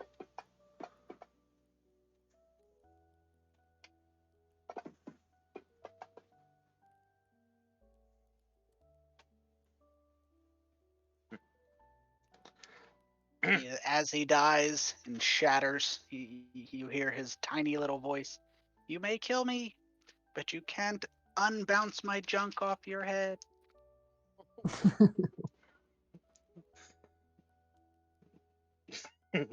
Rogar just kind of slowly lowers the weapon and is like, "What?"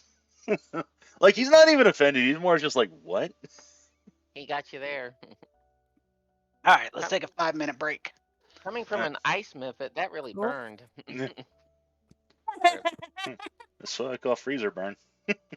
Right? Okay. Yeah. I'll be back.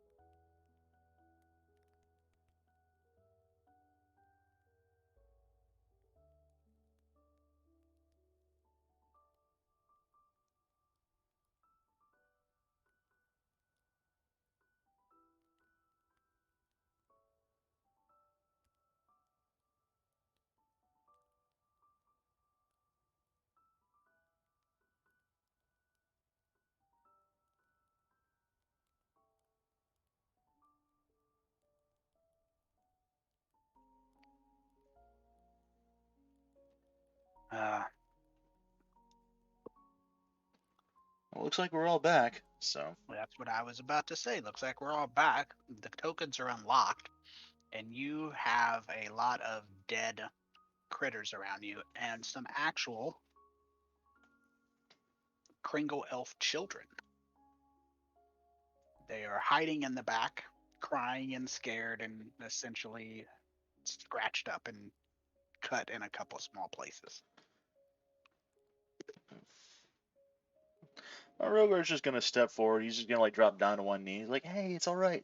You know, bad guys are gone." They ask you, "Is it safe? Can we go? Have you seen our mother and our father?"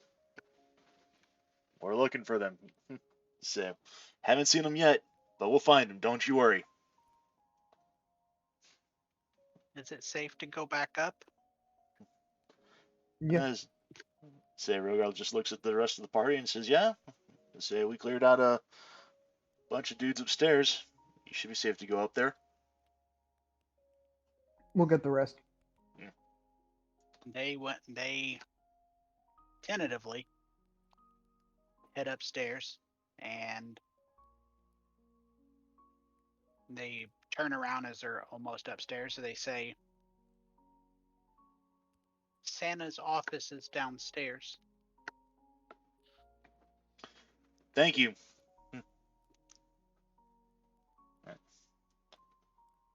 They say, well, you heard the kids. Let's go. Just how far Yeah. down does this thing go? I feel like we're walking into a dungeon. I mean, it's a fair Say, point, but I mean, there's nowhere else to. We gotta get him. Oh, I'm not denying that, love. It's just that it's weird that it just keeps going down. I suppose. I never really thought of it that way.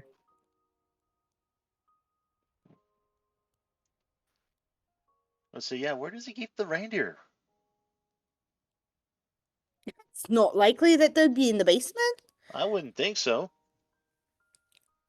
Maybe they keep on the roof.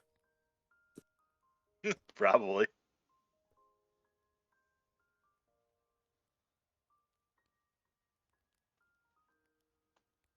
And I'm gonna stay in my story form until either the 10 minutes wears off, or we get into another fight and I'll be able to keep it. Okay. So it depends on how fast you move. Well, do Okey-dokey. we want to do a quick little rest to bandage up real quick, or do you want to keep going? Hmm. I mean, I'm okay right now. Does anybody need healing? I still got a couple of them gumdrops. I've got at least 5 of them Just myself. 5 of them myself. Yeah, I'll pop one right now, actually.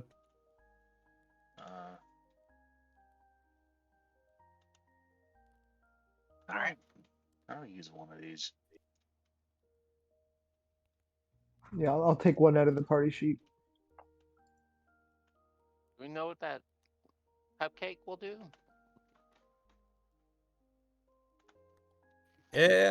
No.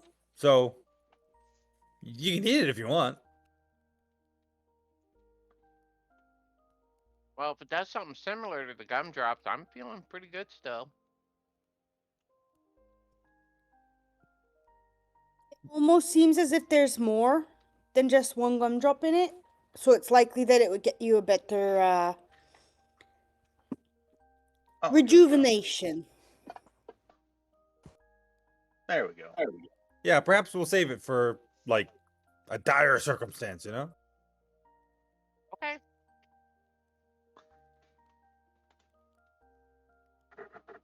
All right.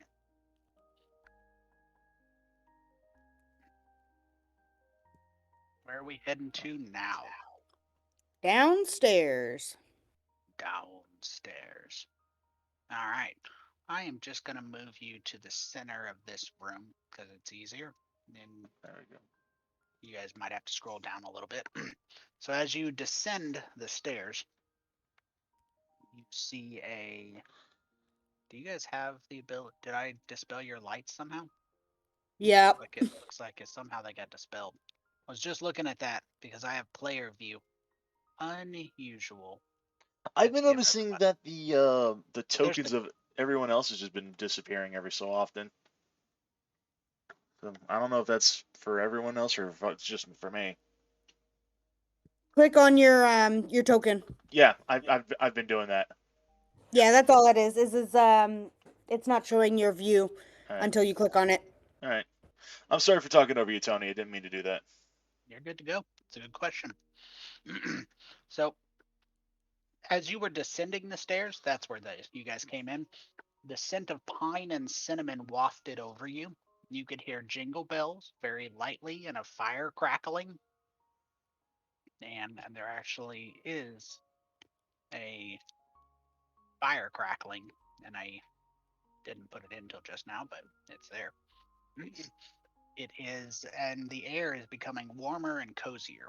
Entering the room from where these sensations are emanating, you see a crackling fireplace built into a curved wall with no smoke rising.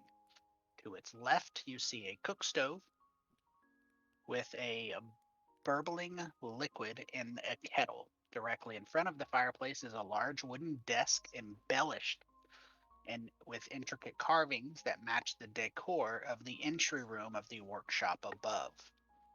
Plush green armchair sits behind the desk, and a holiday tree sparkles to the party's right, with presents beneath it neatly tied and inviting.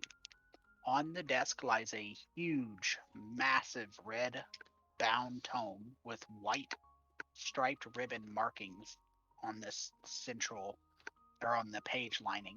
The book is closed.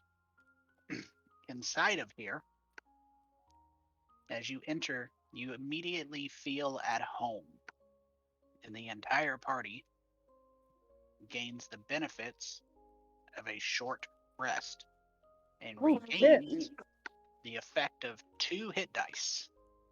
Good. If you want to roll those 2 hit dice by clicking the bottom dice at the bottom of your main sheet.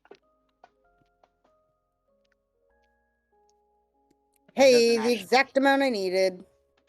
It doesn't actually use up your resources. I'll replenish them if it becomes necessary. It won't, but Cool. I probably didn't need to use that gumdrop then. Oh well. there are 2 doors leading off from here.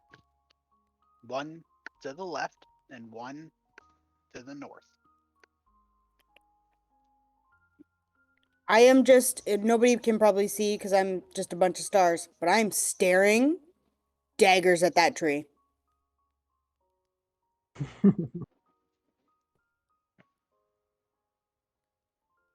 What a peaceful room, though, huh? Like, something about it.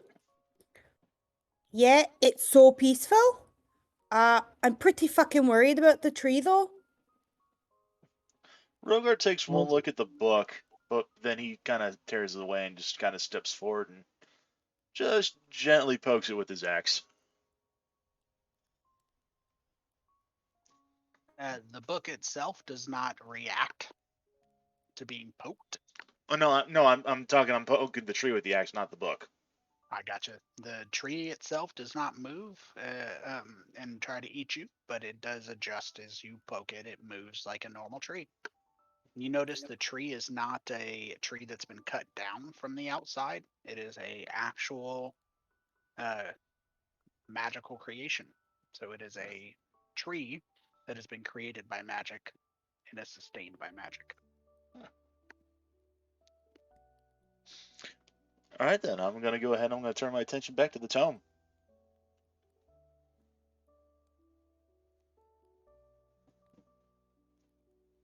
You just take a look at it and just run my fingers down the spine of the book.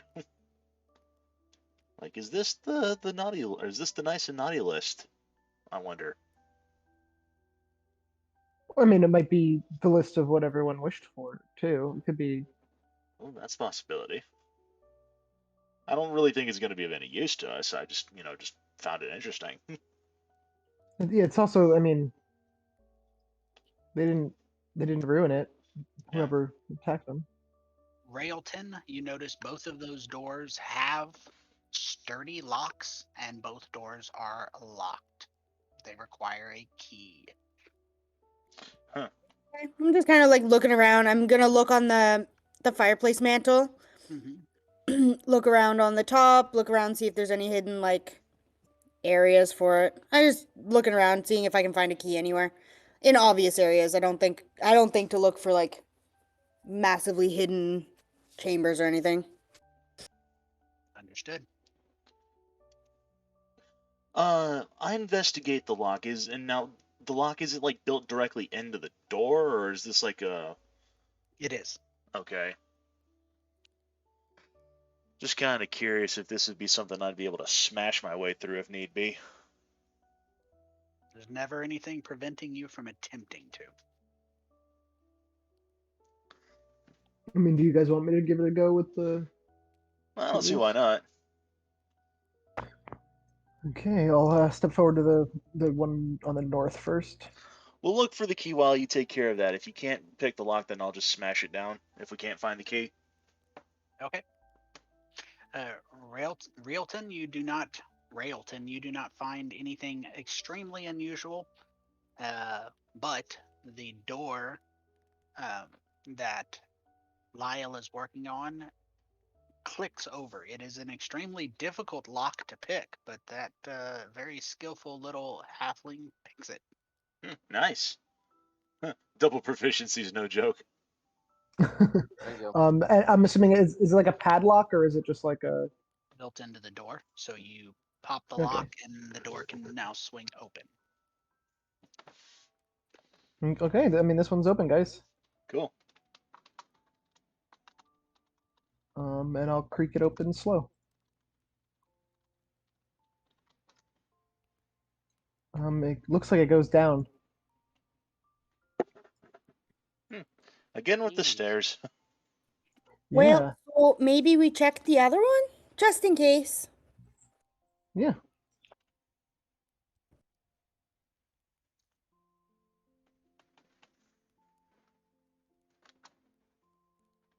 This one is a little more difficult for you for some reason. At a slightly different angle, you are ineffective at picking that lock. Yeah. This one's I can't get this one, guys. We gotta find a key. Well, I guess we know which way we're going then, huh? Or, and I'll like point to my horns and my head. Yeah, might as well.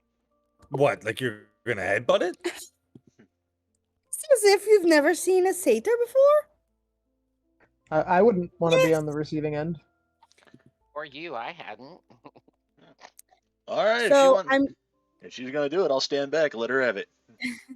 I am going to use my head and horns to make an unarmed strike, and I'm gonna attack the door, and let's hope I do something. All right.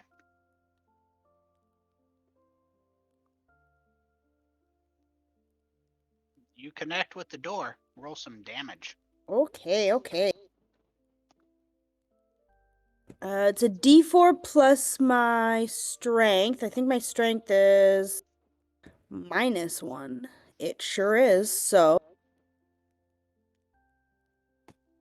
that's a 1 damage. And you hit the door.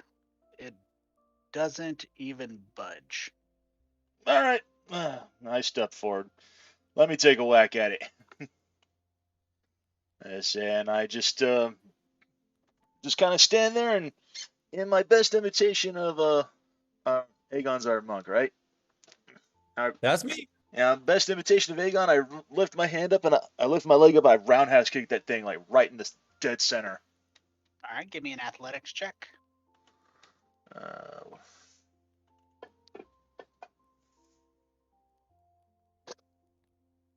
You hit it. It shakes, but it doesn't open.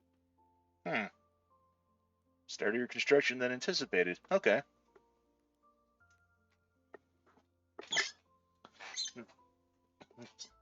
Let's say, well, I can't say anything. We tried our best. Guess we're gonna have to find that key after all then. Maybe there's something that has. Let's say maybe Railpeen this. will just go to the tree and look for a key. Okay. Yeah. Give me a perception or investigation, your choice.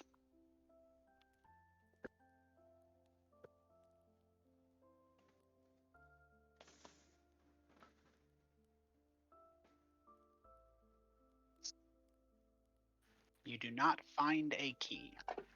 I'm gonna investigate this desk here. Check to see if there's any like drawers or anything that might have anything. Okay. You search the area, and as you are searching it, you find a secret compartment, inside of which is a beautiful, long-haired elven woman wooden key. I pick it up and I hold it up in the air for everyone to see and say, "Hey, look what I found." Awesome. I think we probably should have done that first. Yeah, Let's hope it's for the right maybe. door. All right. Well, I'll go ahead and I'll take the key. I'll move over to this door and try inserting it into the lock and see if it works. It does work. And inside, you can open it if you desire, but it's actually a interdimensional space. Oh, It is a massive closet, and inside of which you find stacks upon stacks of neatly folded red cloth mixed in with some gold and green folded stacks of cloth.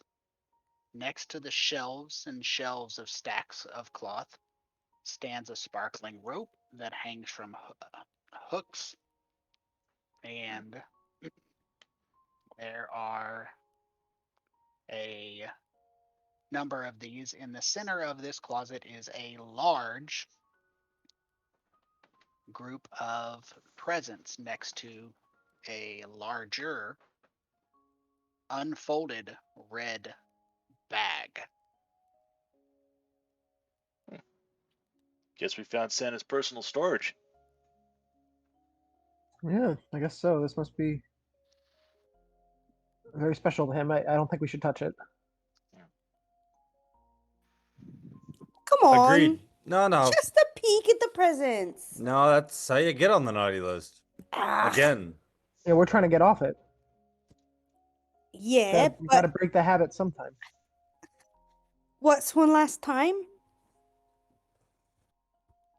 Well, it's not nice. Psh, fine. Say, Rogar seems wholly disinterested in the presents. He's looking more at the sparkling rope. Like, this might come in handy, but I ain't gonna touch it. Alright. You never know when we'll come across someone we might need to tie up.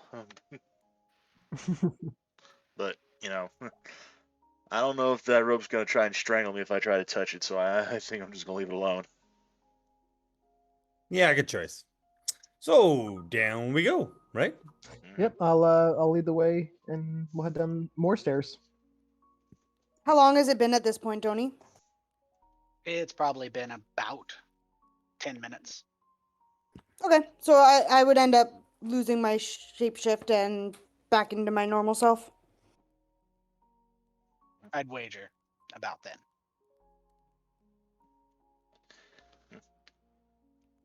Yeah, Rogar's just gonna like repeat Railton's earlier question, like, how deep does this thing go? This is getting kind of ridiculous. I feel like I'm Well, back in the pit of you 100 guys- trials. So you guys head down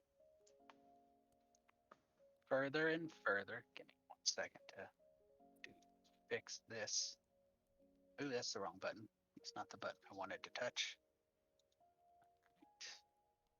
So you guys head down, and as you do, I'm going to put you on the map first. There you go. And shift your vision slightly down and to the right. And let me fix that. I'm going to have to figure out what I'm doing to cause that. Definitely not what I was trying to do. Put a fireplace on top of boy. Yeah, don't do that. Alright, so boy and his torch. Lyle and his candle, which I do agree it is cool that it's so much smaller. Alright, 1 second before we go exploring, I'm going to read this to you. So, as you are moving down out of this area, the air around you grows cold. Not in like a North Pole way, but in a something is seriously wrong kind of way. Ahead of you, as you come down the stairs, you see a beautiful but cold Kringle elf woman. Likely a person of ill intent. She is dressed in a flowing green and red gown that billows despite the non existent wind. Her hair trails behind her, and she holds a long staff in her hands. Its base is spiraled with white and red, and its head adorned with leaves and red berries. She spins it, and jingle bell sounds with each movement. She is surrounded by a circle of white with runes. I'm going to put that circle on the map.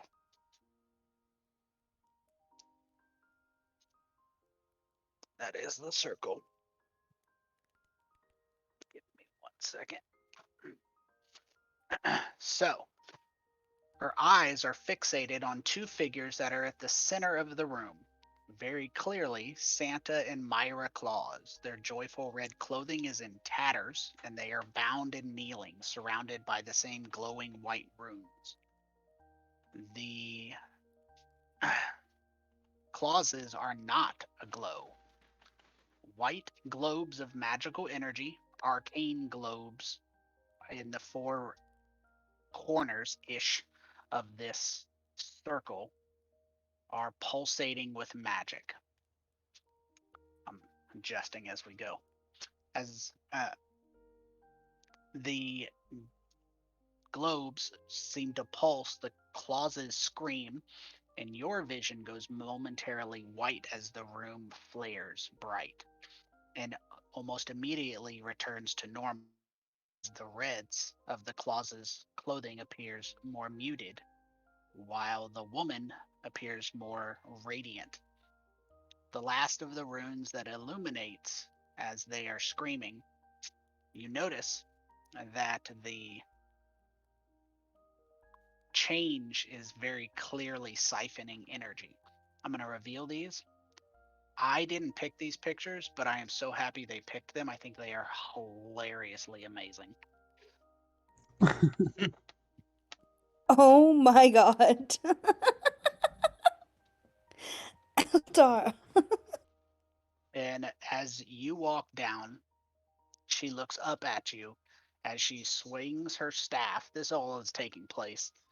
And the last of the runes light up and around the edges as the clauses are drained of the last of their color. And the woman, Eldara, is now brightly and richly colored and saturated with color and warmth.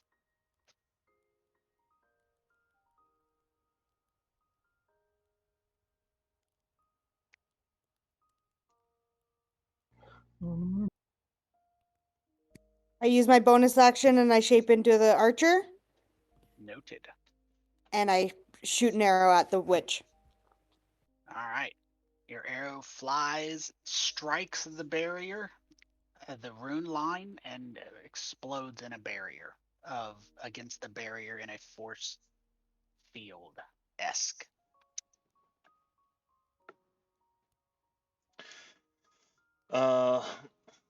These arcane snow globes, how big are they? They are about 3 feet in diameter. They are floating in the air.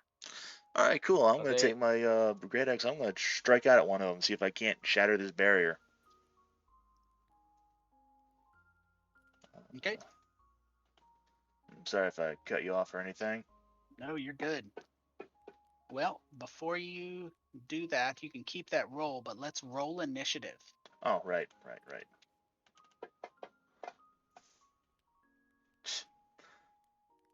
Figured I was gonna roll something low at Oh, some there it point. goes. Oh well. Yeah, there it is. All right. So, Myra Claus lays gray and unmoving on the ground as the winter witch Eldara laughs. Aegon. I am going to start by just trying to walk through the barrier and see what happens. Okay. All right. Give me a Constitution saving throw.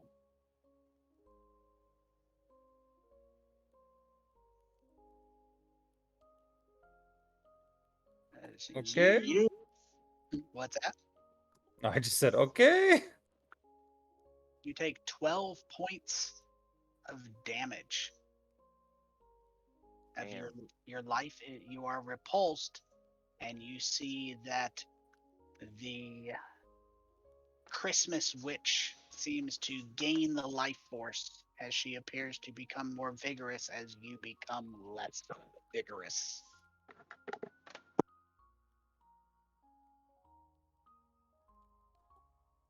Okay, don't step in that shit. Ow. And you catch a cackling noise as she laughs at you. Then I will kind of following Rogar's lead here on this. I'll move over to this snow globe, I guess it is, and try and give it a whack with my quarterstaff. You may attack it as you please.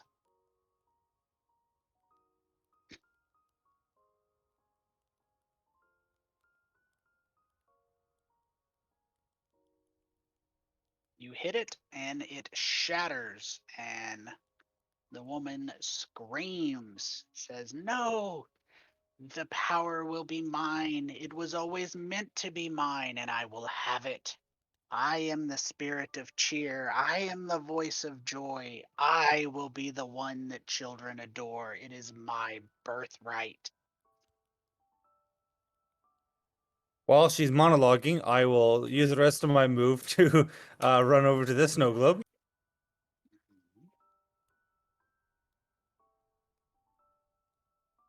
Use my bonus action to martial arts kick that one.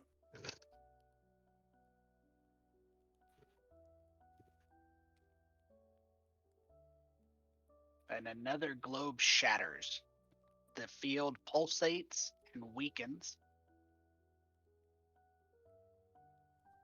And I will just I'll finish by just saying, sorry, what's that? I couldn't hear you.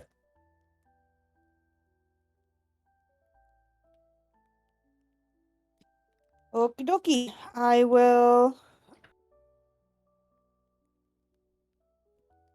shoot a archer arrow at the back arcane snow globe.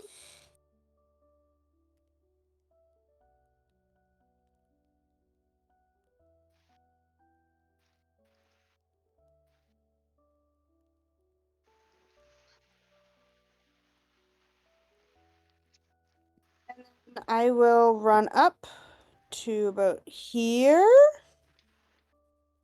and well, I'll just smack it with my my quarterstaff.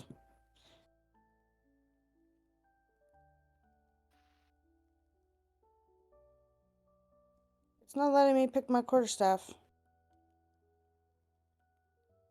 Hmm. I figured it out. There we go.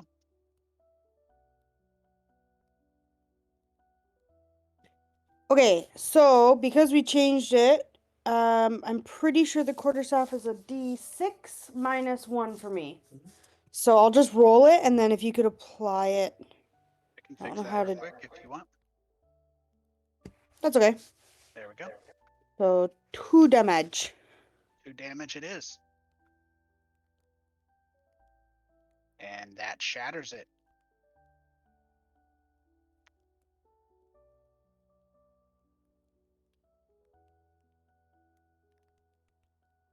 And the barrier flickers and goes out. Then I will use the rest of my movement to just go to about here. And that is my turn. All right. The woman flourishes her staff, sending the entire area jingling with the sound of bells. She points it directly at the unmoving gray corpses on the ground, and a red and green beam, one red, one green, strikes each of them as their bodies are lifted into a standing position. Their limbs and neck are limp like a puppet, but they begin to grow and they enlarge. Oh, tits. Yeah, you think? And they open their eyes in a way that leaves you with a cold feeling in the pit of your stomach.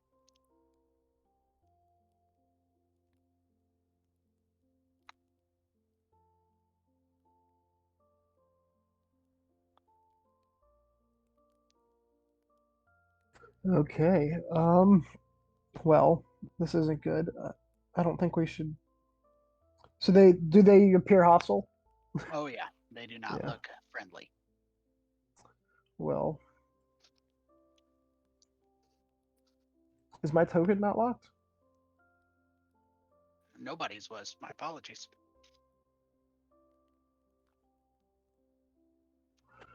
15. Can I move there first?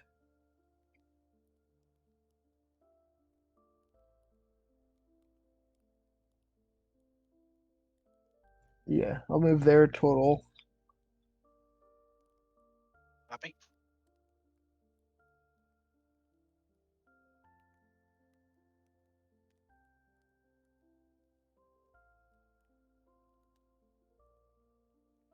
And I'll pull my short sword back and say, "I'm sorry, Santa," and just slash.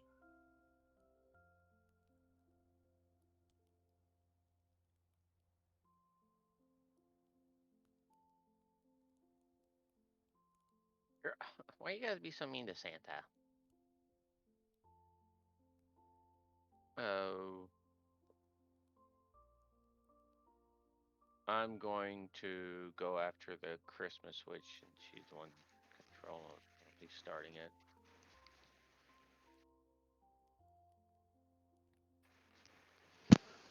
Nice. And I will use bursting arrow again. Arrow slams into her, and then the explosion of force damage.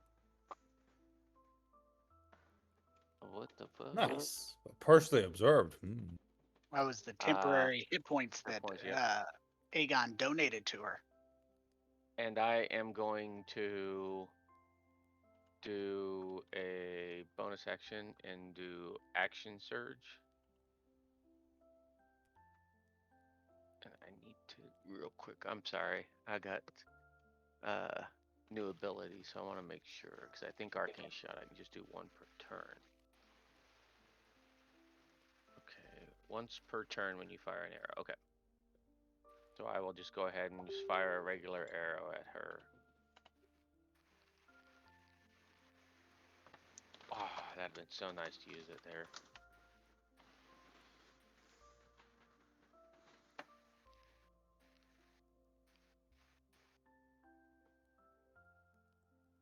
And I am going to move. I'm gonna hug the wall, but I'm basically gonna move to there. Noted. So Santa doesn't try to fuck me up. Okay, and that's gonna be Boy's turn. All right. Santa turns to Lyle and raises its now clawed hand and swings those claws in a downward raking fashion at Lyle and rakes him, leaving behind icy trails freezing the wounds. Oh, Ow! Ow! Ow! Ouch. Santa smash Lyle. You already approved my movement. I was just kind of. Yeah, So I yeah, noticed that. Sorry about that. not a problem. I think I was within 5 feet of Mrs. Claus. I don't know if that's. If I was, then she gets an attack of opportunity. But You weren't. okay, I wasn't sure if I was.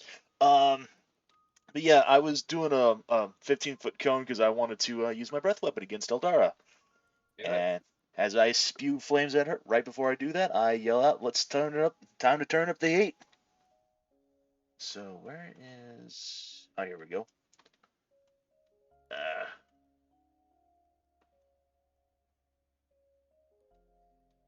And oof. That's not good. She takes her 1 damage like a champ. Well, I was hoping to be a bit more be a bit more epic than that, but oh well. Myra Claus.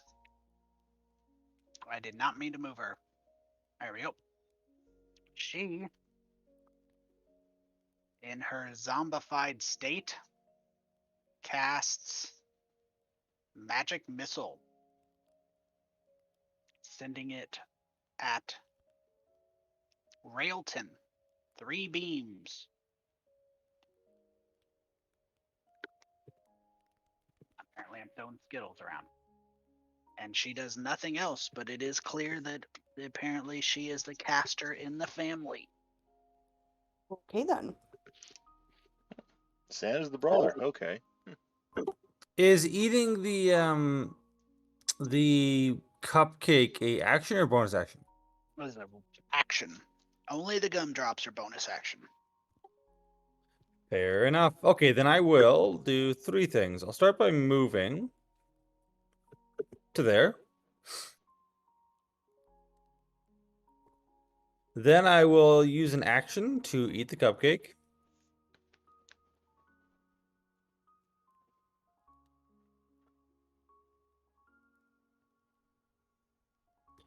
Not too shabby, not too shabby. Oh, sorry, I double healed myself. Give me 7 damage, please. You had Yeah. 12 damage, so you should have 5. Ah, yeah, correct. Yeah, thanks. I fixed it. And then I will use patient defense with a key point. That's a bonus action. And that is my turn. So, my first thing that I'll do is I will. Actually, this one I think is a bonus action. Yeah, so okay, so I'm going to cast a bonus action, a level 2 spell, Flame Blade. And it evokes a flaming blade in my hand. And as an action, I will run up here. And I will hit the Christmas witch with a flame blade strike.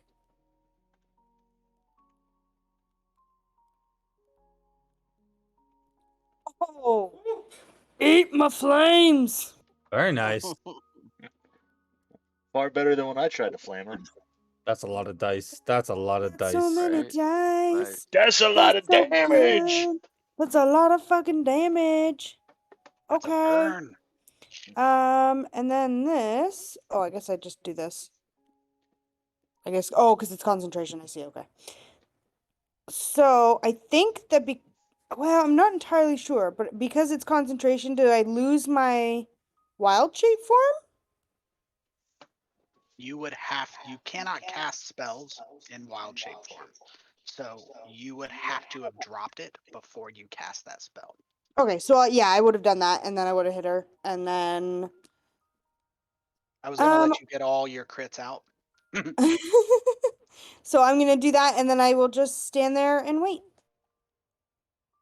Now, for the record, not that you play a druid on a regular basis, but they basically they can get the ability to cast spells in their form, but it's a very high level, like level 19, I think, or something similar. Yeah, my first character was a druid, but I never got her that high, so. But most druids of the moon will use it to heal themselves, combat healing. Yeah. The Christmas witch, though, now she uses her reaction. I was taking a drink there. We were clearing that up. So it's actually her reaction and can only be used in response to being hit, which she did. So that was her reaction. She uses her reaction to cast a spell, and it provokes a hellish rebuke, except hers is an icy rebuke, and it does damage to you when you hit her. You successfully hold off the spell. Now, that was her reaction. With that, she uses her actual magic, and she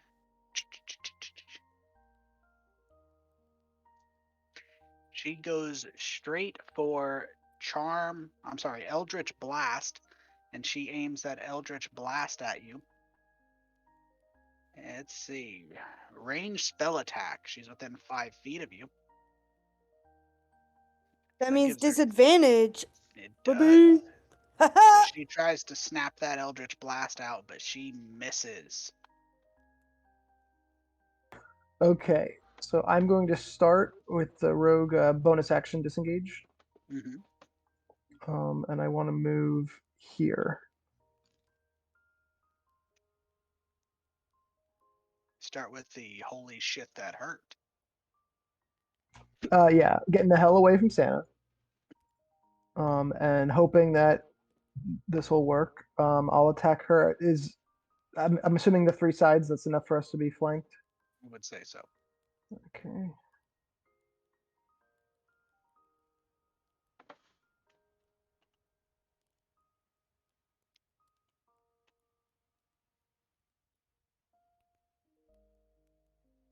Nice. Good damage too. Okay, then with the fancy footwork, I'm going to move back the remaining 10 feet that I have. And in my turn. Boy's gonna continue firing at her. And Nice. and we'll use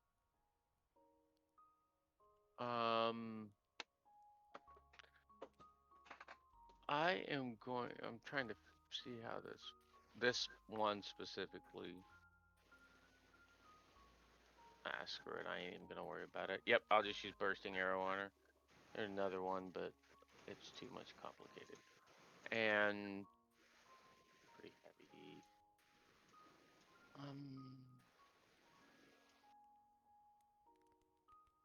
Hold on, who's that? Okay. Yep, and that will be my turn. All right. Santa Claus pulls up Screw his you, Santa. sleeves. Pulling up his sleeves, he creates a whirlwind in this area. Where's that dang pointer? There it is. In this area, and it swirls round and round, and it throws shards of ice it creates. It spins. That's not whose turn it was. Dang you, Santa. And it spins, and all the people in it are hit by shards of ice and hail. I'm down.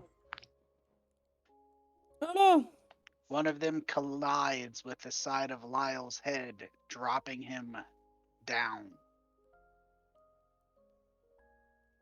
You notice that the Winter Witch seems to take no ill effects from the cold. All right. Well, I was going to take a thing to whatchamacallit, attack. But I think what I'm going to do is I'm just going to go ahead and take Lyle, drag him out of the area of effect here, and see if I can't pop a gumdrop down his throat. Get a little bit of healing on him on that. So go ahead and I'll reduce one of my damages. See if I can't give him a little bit of healing. And I think that'll be it for me. Can I pull him a bit like 5 feet toward the down, just out of the area of effect there? All right, cool. That'll be it for me. Because I assume that takes my action and bonus action. It does indeed. All right. Myra Claus uses her spell to cast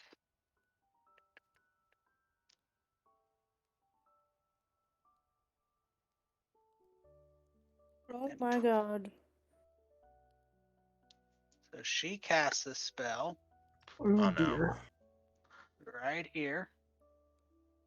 And it starts with, let's see, starts with the lowest current hit points. So, Realton, you fall asleep. She Wow. casts sleep on you. Where are my effects? There those handy dandy effects are. Unconscious. Prone. And that leaves 27 hit points left to affect Rogar. Does he have enough hit points? Just enough. I go down to. And both of them fall fast asleep on the ground, wake upable, and that leaves one single hit point to try to put Lyle asleep. It's actually 20, but I don't think that's enough, so it's irrelevant. I assume you have more than one hit point. I mean, not at the moment, but yes. He healed you 5, didn't he? Oh, okay. Yeah. Yeah, yes, correct. Did it go through? Let me check. Yeah, okay. So Yeah. you resist. So you are put to sleep by Myra Claus. I'm a little upset because my max is 26 and it was just one more over my max. I probably could have withstood that. Oh well.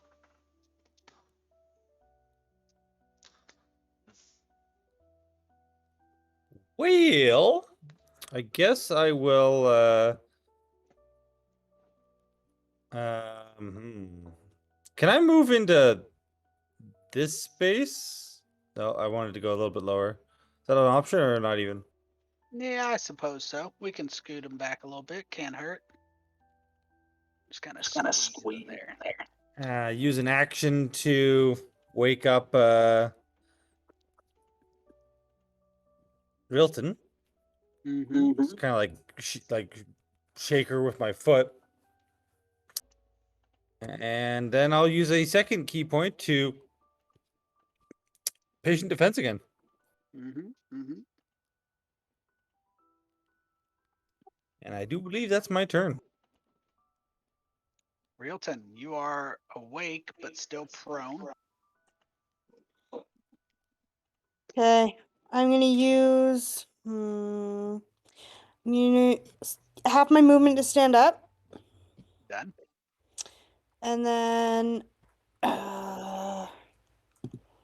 yeah, screw it. I'm gonna slash at her again with the flame blade. The hit.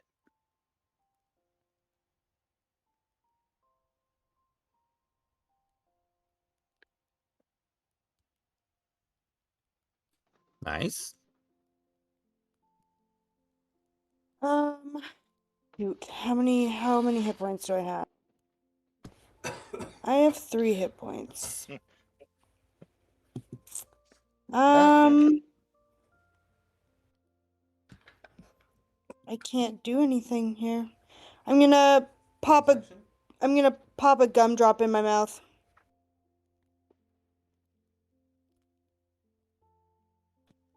Well, that's not so bad. Alright. And then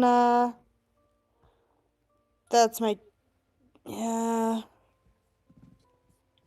Yeah, that's my turn. All right. The Christmas witch tries her hardest to link that Eldritch Blast onto this pesky satyr. He actually connects this time with At 1d10 disadvantage? points of damage. Was that at disadvantage, Tony? It should have been. Does magic resistance give a disadvantage on attacks? I don't know. I have to read that. You're the It's- first satyr. It's not the magic resist. It's the fact that it's a ranged spell attack at within melee Gotcha. range. It should have been. Let's just re-roll it. We'll take whichever one is lower. Well, we'll go with the automatic miss.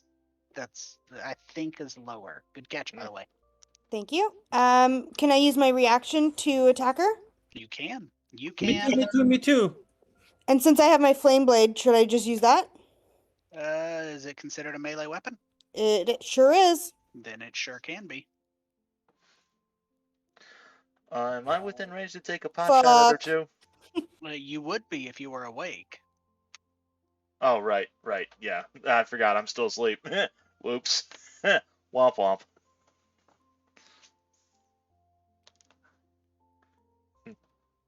I'll just dream that I'm hitting her. That was a double miss. Yeah, I that mean- really sucks. You tried, though. Lyle, you are awake, still prone.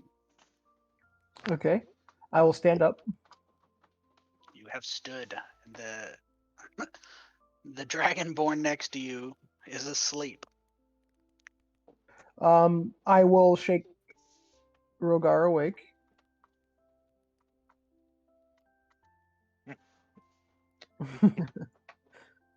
I still have a bonus action. So I'm gonna move here and take the hide action. You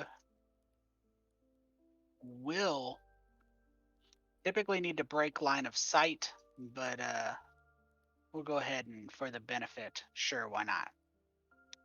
You do get your sneak attack, just for the record. Oh yeah, I used my action to wake up Rogar.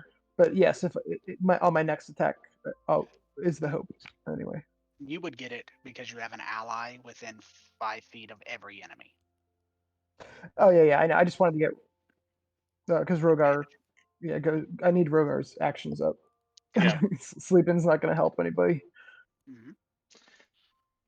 Yeah, I was hoping to stand in front of him so I could use myself as a living shield for him, so... What was that? That's okay. I'm crouched behind your now awake body. So Alright. I'm gonna use my action surge. Try it again. Nope. Not meant to hit that ground.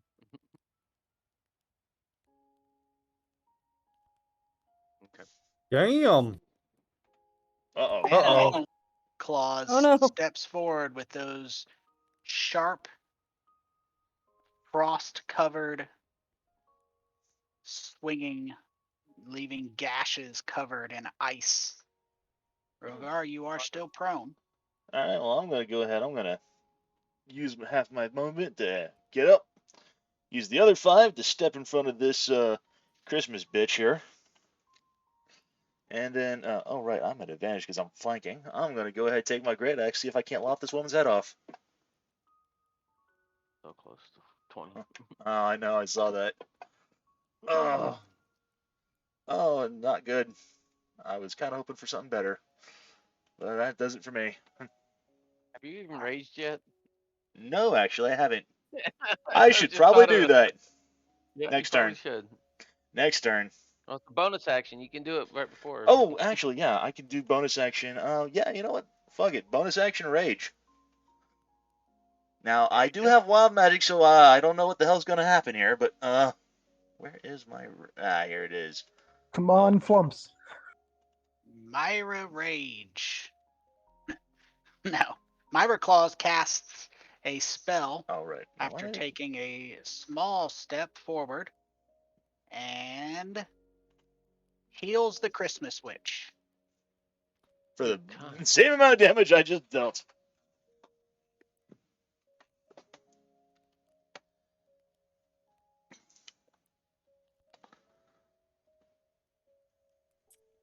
Okay.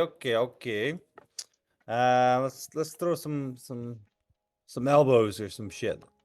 Start with a quarterstaff to the kneecap.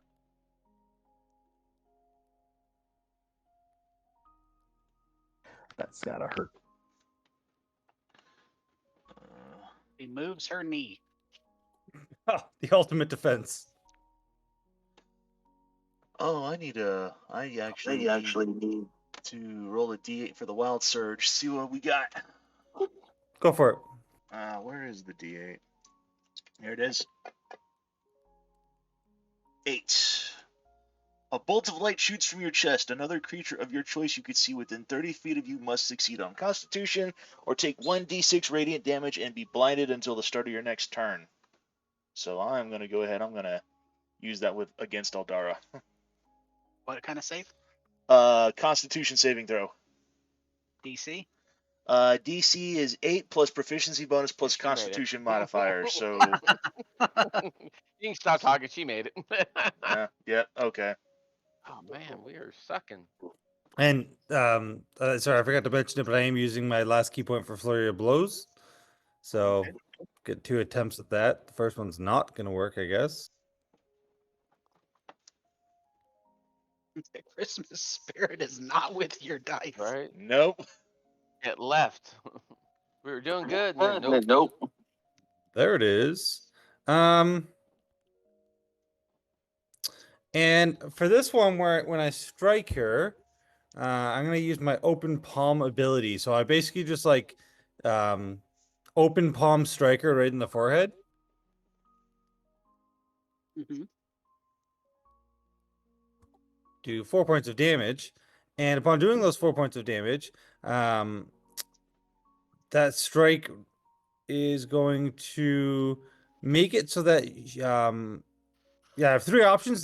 This one's going to be so there's no check for this one. She just cannot use a reaction this turn. Duly noted. But that is my turn. Okie dokie, artichoke. Let's do another flame blade attack.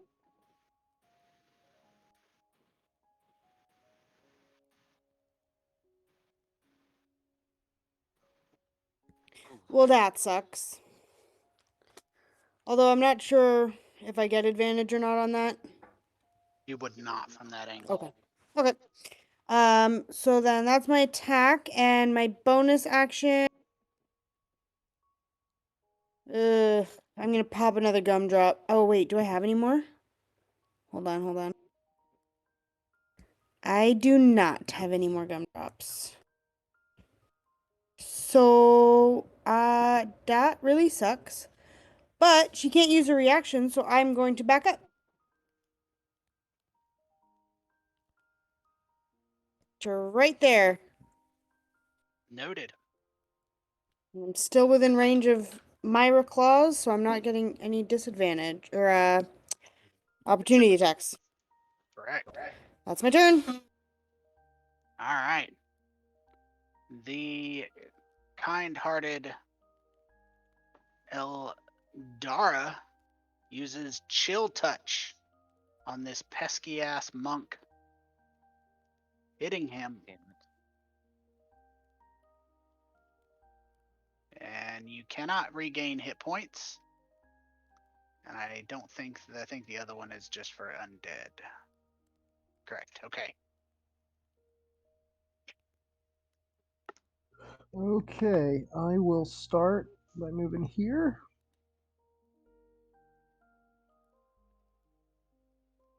I have hidden, so I get the advantage. Let me know when you're back in, Matt. I'll be able to bring everything back up. Don't worry about me.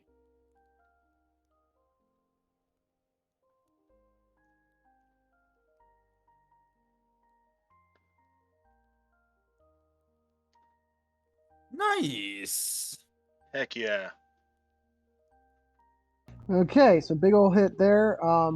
So I'm going to back up with my fancy footwork and then take the bonus action disengage from Myra Claus to move over here. Noted. So kind of weave in and out as they all slide around and just get her with the short sword kind of between the ribs before ducking out.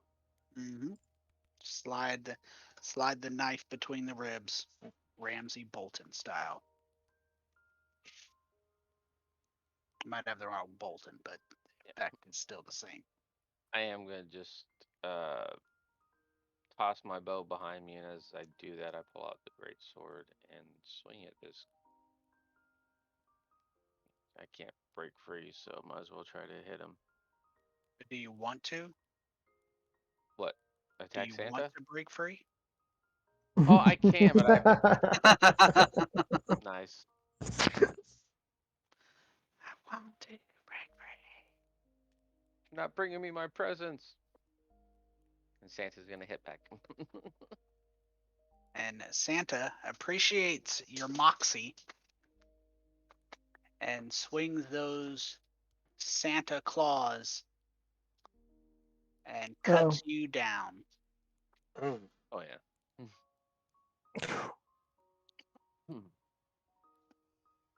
Right. Ruh-roh.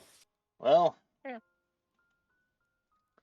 I'm gonna go ahead and now that I'm raging Raging Cajun, if you will. You got advantage. Yeah, advantage. Oh, right. I'll just go ahead and I'll move. Just roll again. Just Well, motherfucker. sometimes it's just supposed to be a 4. So Yep.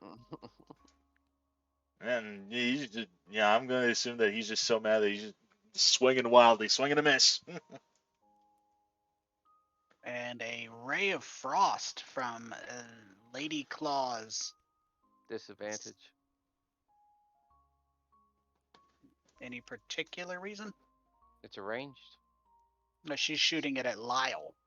Yeah, but she has people within 5 feet of her, so she. no, it's the target is too close. Is Oh, how that okay. works. My bad. But she I thought missed it was. nonetheless. And it zipped over Lyle's head. You know, we have a bit of a running gag in our group, our primary group, where Ray of Frost is just an unreliable spell. Yeah, that's true. Sorry, I forgot to roll the advantage, but either way, that hit. So It's a hit. It may be a crit though if you get it again. I tried, not so much, but there we go. Let's hit with that, and then as that kind of follows through on the swing, my leg follows right behind it for a follow up kick. Too bad you're not a champion fighter. That could have maybe been a good for a trip attack there. Oh well. Yeah. It missed anyway, so it doesn't No more matter. key points. Yeah, no more key points, anyways. So, that's all I can do. Yeah, it's my turn.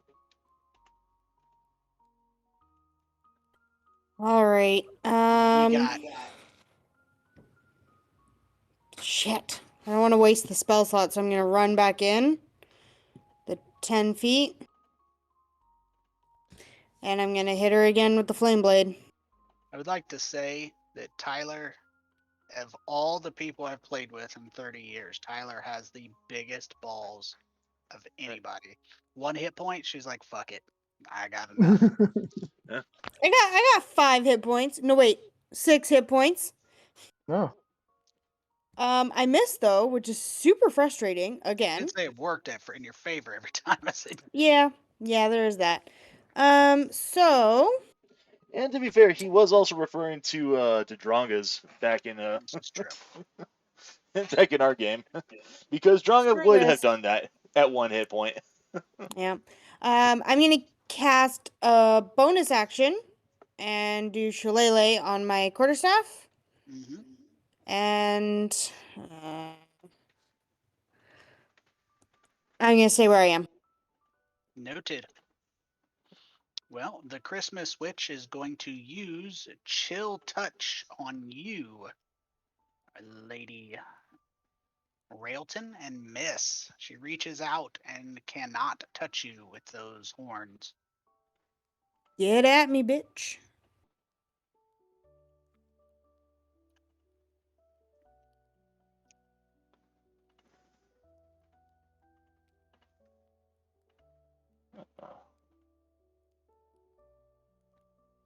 So I'll run around behind her Mhm.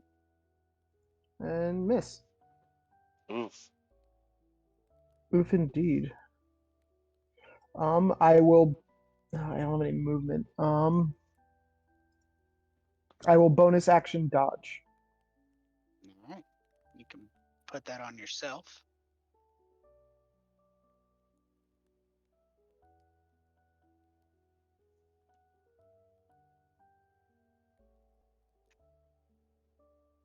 Whoa. The Santa Claus moves forward Ooh. and pulls up a negative or a 1, natural 1. Go for it, I- low. yeah, I will use my reaction. That's because of that dodge you had. Well, I'll miss, but at least I didn't get hit. At least you didn't get hit because you would have only taken 1. Now Yeah. reckless attack during rage doesn't give me any further advantage, I don't think, right? Not when you're flanking already. Yeah. Alright, that's what I figured. Alright. Sweet. I'll take it. Off with her head! Oh, Nice. fucking heck Nice. yes. You decapitate the Christmas witch, and as soon as she is cut down, her entire body, head decapitated and all, turns gray. And Santa and Myra Claus shrink back to their normal size, fall to the ground, and slowly begin regaining their color. Quick, does anyone have a gumdrop? And I I'll do. run over to Boy. Yeah. I've already started running over, and I'm gonna cast Cure Wounds. All right, I'll unlock those. Yep. So, with you, I will say this encounter is designed to be a potential TPK because in a one shot, you don't have to pull punches. So, props. You you could have easily died there depending on the dice. The dice really could have wiped you out. Some wrap up for you. Victorious, having actually killed her, leaving her monochromatic husk on the ground. And over the next few hours, Santa and Myra are able to recuperate. The Kringle elves are able to come back to the workshop, and Santa is able to explain to you that Eldara was actually his older sister. She was originally next in line to be the Claus, but she gave up her spot voluntarily, opting instead to travel the world and learn the various schools of magic instead of being locked into the school of merriment as all clauses are required. As she grew older, she wanted her birthright back, but he was unwilling to relinquish it, so she tried to take it. As you have saved Santa, you can each roll 1d12. 1 second, please, before you do. 1d12, please.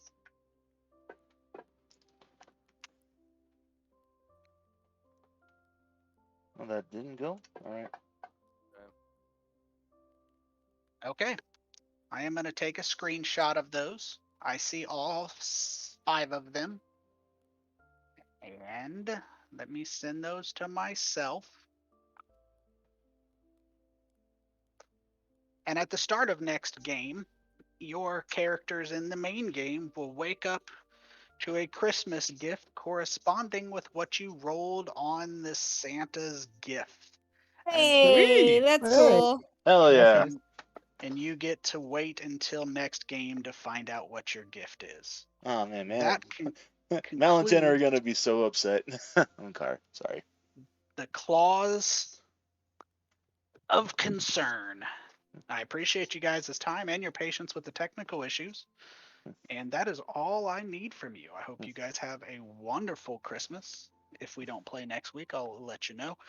And have a good night. All right. Yep. Hey, Have a good night. It was Thank nice, you, Tony. yep, nice meeting you guys. Thanks for Hey. setting this up. Yeah, it was super fun. Hey, we should Yeah, do this thanks, again guys. Nice sometime. meeting you both. You GG's. guys have a good one. Yeah, for sure. Mhm. Have a good night, guys. Bye. Oh, talk to you later, Ben. You know it. Hey, appreciate you guys for putting up with me. So, later, y'all. GG. Let me know Oh, when hey. you upload that. Hey, I Tony. will. I'm not leaving, dude. No, you forgot to tell them. Tell us what. Oh, you guys didn't explore outside, and my requirement for this information is you guys can't tell the people who are playing tomorrow. Malachi, I think. So if you guys had explored outside, there's actually some other storage, another battle, but there's also an Kringle Elf restroom Huh. where gumdrops are produced. Oh no! Womp womp. I knew it. What a thing to Too end good a to be recording true. on. Okay. Too good to be true. Mm. On that note, good night, everyone. Indeed. Have a good night, Night. guys. See you guys Later, later. y'all.